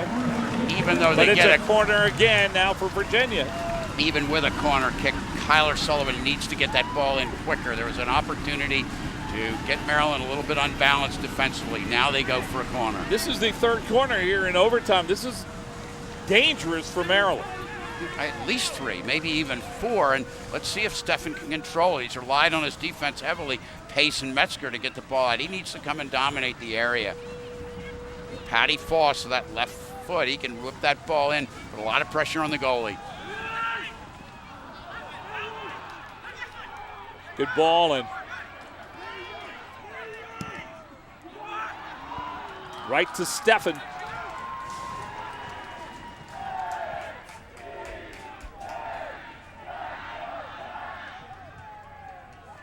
You know, Mullins made an excellent play. Did carrying that ball out. Good two-way player, Patrick Mullins. I'm impressed with Virginia. Usually Maryland is a team that keeps coming and coming at you because they're so very fit, but Virginia's not giving anything away, and they've had the better of it in this first overtime. They need to take advantage of these restarts. Both of these teams went to double overtime on Tuesday night. Virginia, a draw with Duke. Maryland at Notre Dame, 1-1. Two tired teams, and Sasha Surovsky said it's the toughest stretch in the season, and for Virginia, maybe not the toughest stretch, but certainly one of the most active ones. Virginia's got a week off to recover. They will need it. There's some tired legs out here, even though both teams are deep and have been able to substitute. This is their 9th match in the last 29 days, Virginia. Schuma, boy, and just cleared out. Zinkan, as we're under 30 seconds. Valuable player, Ryan Zinkan plays wherever you ask him to, and that time he came all the way back, and if he's not there, Maryland has an excellent chance to end this. Schuma, and there's Zinkan who cleared it away. Well, we're gonna go to overtime number 2.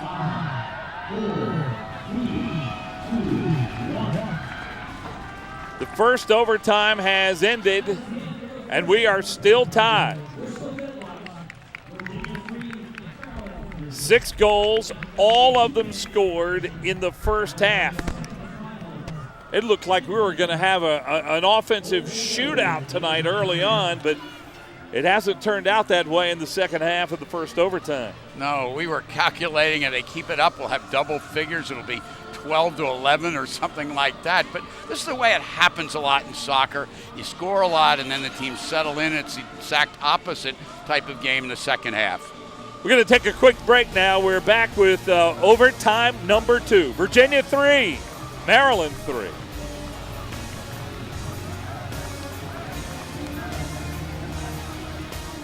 Mike Hogwood here, Richard Broad, as we get ready to go to overtime number 2. And Richard, now you got to worry about fatigue, about the legs, and sometimes that leads to a mistake. Well, it does, and what these teams have to do is be very sure and not take any unnecessary risk, any unnecessary chances. Right now, these players are really not feeling the fatigue as they're sort of caught up in the moment. But they'll be tired after this one, especially, as you say, Mike, after the tough matches they had with Duke and Notre Dame during the week. There's Dan Metzger. Boys, he played well. The junior from Staten Island. I don't think he ever gets tired. He's just a machine, a hard-working player. And they played him out wide, Dan Metzger, early in the year, and they had Helgi Lietvang, who brings a lot of leadership in, but Dan Metzger is just too valuable in the center of the park. He may very well have been the man of the match for Maryland. Seen a lot of time all 3 years he's been a Maryland Terrapin.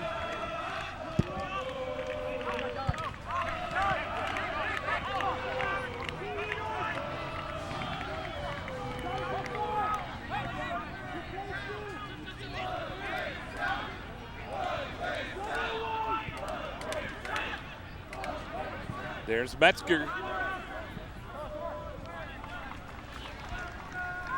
Very important that he's done the defensive work. As quick as those two central defenders are, they need that stable leadership that Dan Metzger provides. Captain is only in his junior year. He's captain of the team. Great leader, great example. Wharton for Pat Foss, number 20. Here's Jordan Allen, the great freshman, on the cross. Madison couldn't really get a good shot off. Need a better quality cross than Jordan Allen provided that time.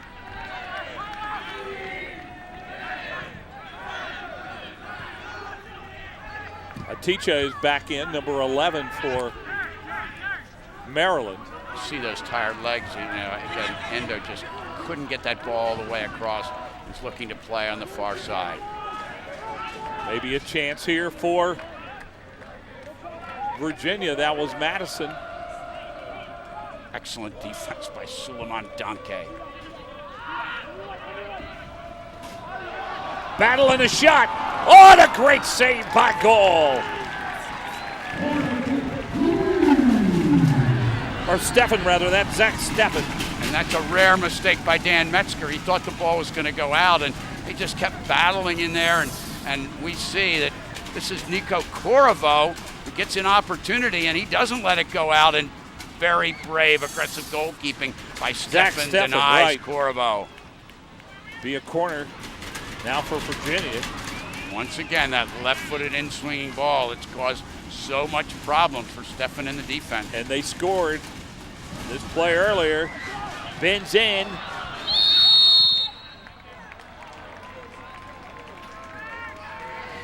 That's better work by Zach Steffen. He comes out, he punches that ball, and he is fouled. If you assert yourself as a goalkeeper, those forwards are not going to take much liberty with you. But earlier in the game, Zach Steffen let Virginia get inside, let that ball go, and Virginia's really caused problems when they've had accurately placed restarts.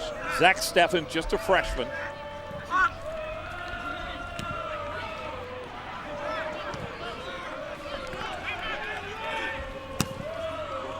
Teacher, who's got fresh legs, just came in.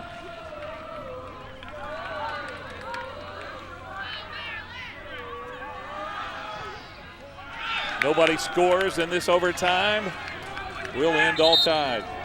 Virginia's had a lot of restart chances, but now it's Maryland's turn, and they're bringing the moving mountain, Jake Pace, back on to cause a little havoc in the penalty box. And that's Tsubasa Indo, who scored the first goal of the game, is coming out. Pace has had an impact on these set plays off the corners.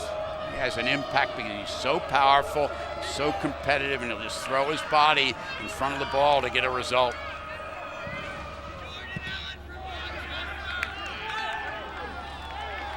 Did Sowers lose it? That's Sowers, number 3. I think so. I think it went off Virginia, so we're getting another restart, another corner for Maryland.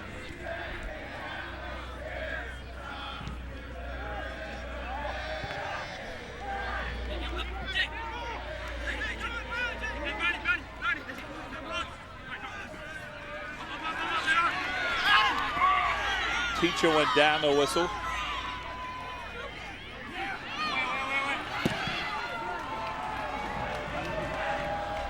Good defending by Patty Foss against the big man Pace, but he's a little bit fatigued, knocking the ball out of bounds. Jake Pace, just, we're repeating ourselves, he just is so hard to deal with, especially when you're tired at the end of the game. Here is Pace, number 20. Being marked by Foss.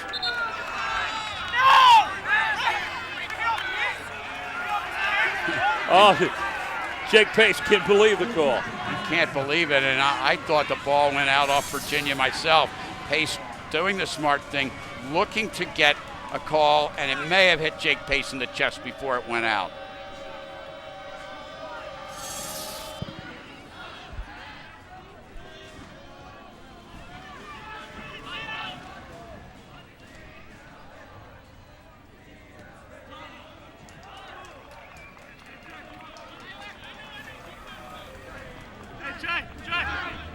Four and a half to go here in overtime, number 2.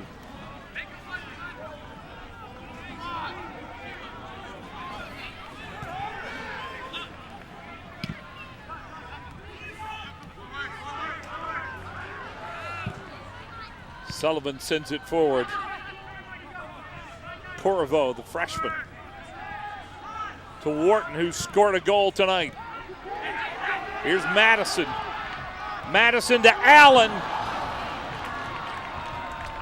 Bird was close. They almost had the perfect play. Now Foss. Zincan missed it. Able to chase it down.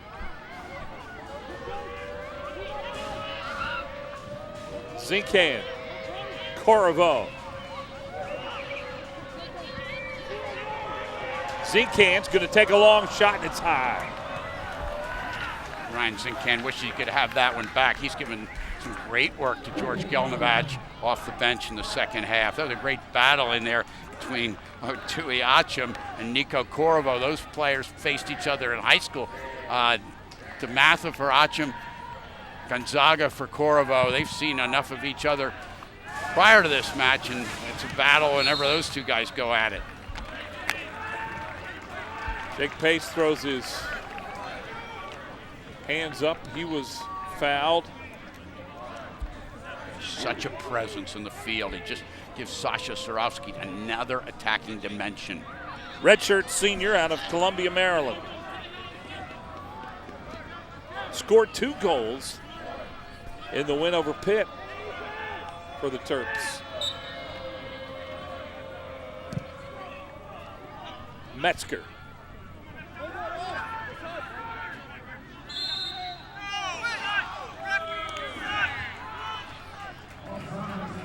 Offsides is the call.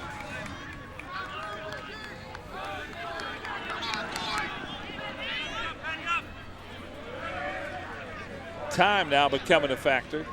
Virginia has outshot Maryland 19-13.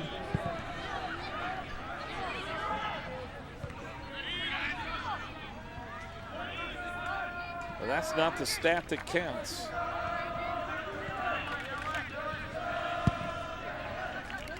We're under 2 minutes.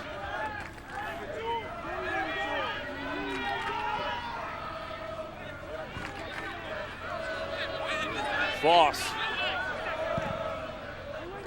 serves it forward. There's the header.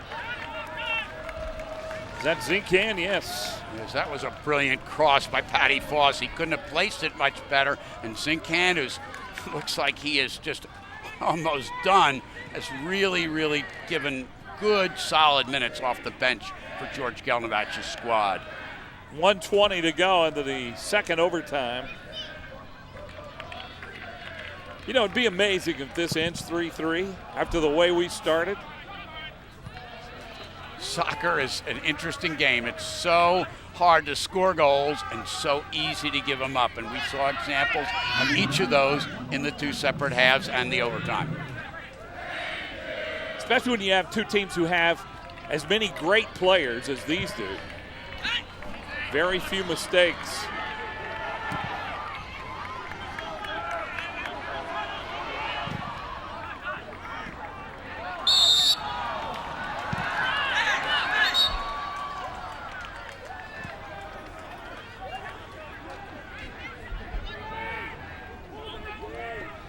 Approaching 30 seconds.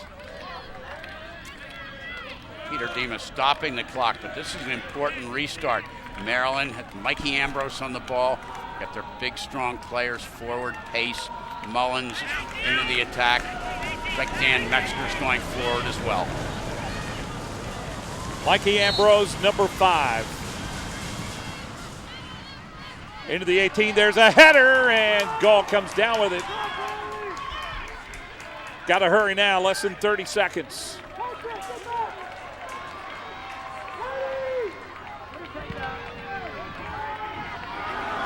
Corriveau maintaining control.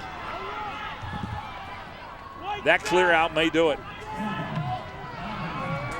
Mullins, will he get a shot at it? Takes a shot, no. We are going to end in a 3-3 tie. Who would have thought? And these players are absolutely gassed as you see Patrick Mullins. You see both of these teams having overtime games not only tonight, but earlier in the week. They have earned the rest that they'll be getting in the next few days. Yeah, if you joined us late, we got started in high style, folks.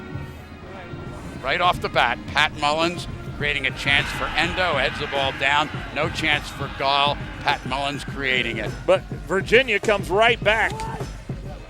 We talk about these restarts, not just direct from the restart, but a second ball coming out at the top Todd Wharton finishes low and past the keeper. An individual work by Marcus Solandi Dufour, beating 3 people and driving the ball past Steffen. It's too bad that he couldn't go in the second half for Virginia. But Mullins again creating a lot of problems and a little bit of casual play in the back. Kyler Sullivan doesn't get the ball all the way back and is picked up by Sowers, who runs to the defense. He's taken down, and this will create a penalty kick. You know, these 2 penalty kicks, obviously the difference in a Virginia win and a tie. They are, and Pat Mullins the second time creates the second one. He's taken down this time by Kevin McBride. He goes to the same side, and once again, Gall cannot come up with it. So Maryland's up 3-2, but once again, restart so important. This ball's played in by Patty Foss. Maybe Matt Brown touched it. I was don't awfully know. close. Very, very close. They score. Virginia did not do as well with the restarts in the second half. Here's an excellent chance. Unfortunate. It looks like that might be Zincan coming in, and it goes right to Steffen. And Jake Pace moving through just about everybody. And Pat Mullins can't quite finish. Then in the second half, a few chances as there Madison sails it high. Corriveau and a good stop by Gall. And that's a great stop and getting through on that particular one. Steffen, Sonny rather. Jane.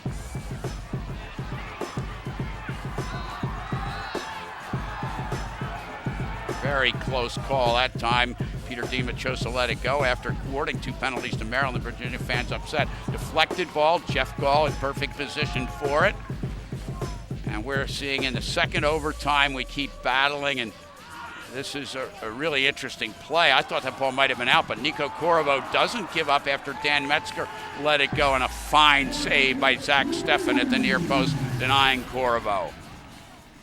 Well, it's been a tough stretch for Virginia, and as you said, they've got a week off now as this ends in a 3-3 tie.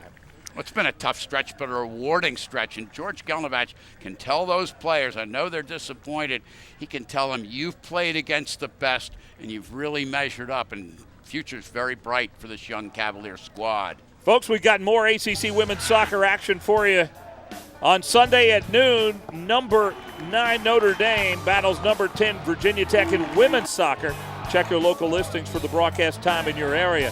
For now, for Richard Broad, Mike Hogwood saying so long from Klockner Stadium. We end at a double overtime 3-3 tie.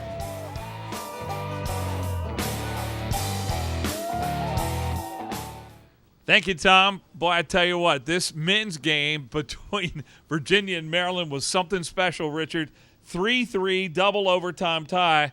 But you never would have believed it the way this game started. Well, it exploded. 3 goals in the first 5 minutes and 6 goals in the first half. But I thought it showed the ability of these coaches to adjust. Sasha Surovsky bringing on those 2 youngsters, those 2 freshmen had the speed to deal with Virginia's fast forwards. And George Gelnovich showing great confidence in his more experienced defenders, keeping McBride and Brown in and denying Mullins much in the second half. Well, it was important if you're on the road to score first, and that's what Maryland did. The cross here, and Indo gets the goal, and it's 1-0 Maryland. On the end of a Mullins cross, Patrick Mullins involved in everything. And here's a restart. Patty Foss driving it in. Todd Wharton, top of the box, finishes it in less than a minute. Virginia's got it tied.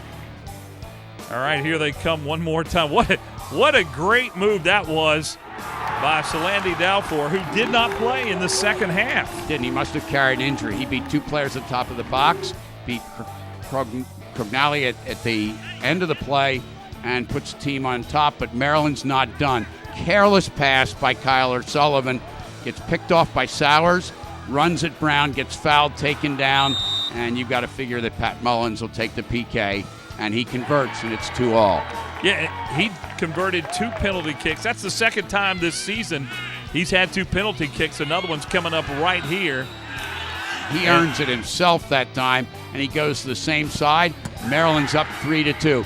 But Virginia is not done. Pat Mullins accepting congratulations. Meanwhile, Patty Foss driving the ball through on a restart, and maybe Brown touches it. Matt Brown with his head just gets a little flick on. He gets credit for the goal. Patty Foss with a nice restart for the assist. And that's the way it ended. 3-3 in double overtime. You surprised that nobody scored in the second half or in the 2 overtime periods? It's funny. That's the way soccer is. It's a game where it's very easy to give up goals, very hard to score them. We saw examples of both in these 2 halves and the overtime tonight. All right. For Richard Broad, I'm Mike Hogwood, and Dean Linke will send it back to you in the studio.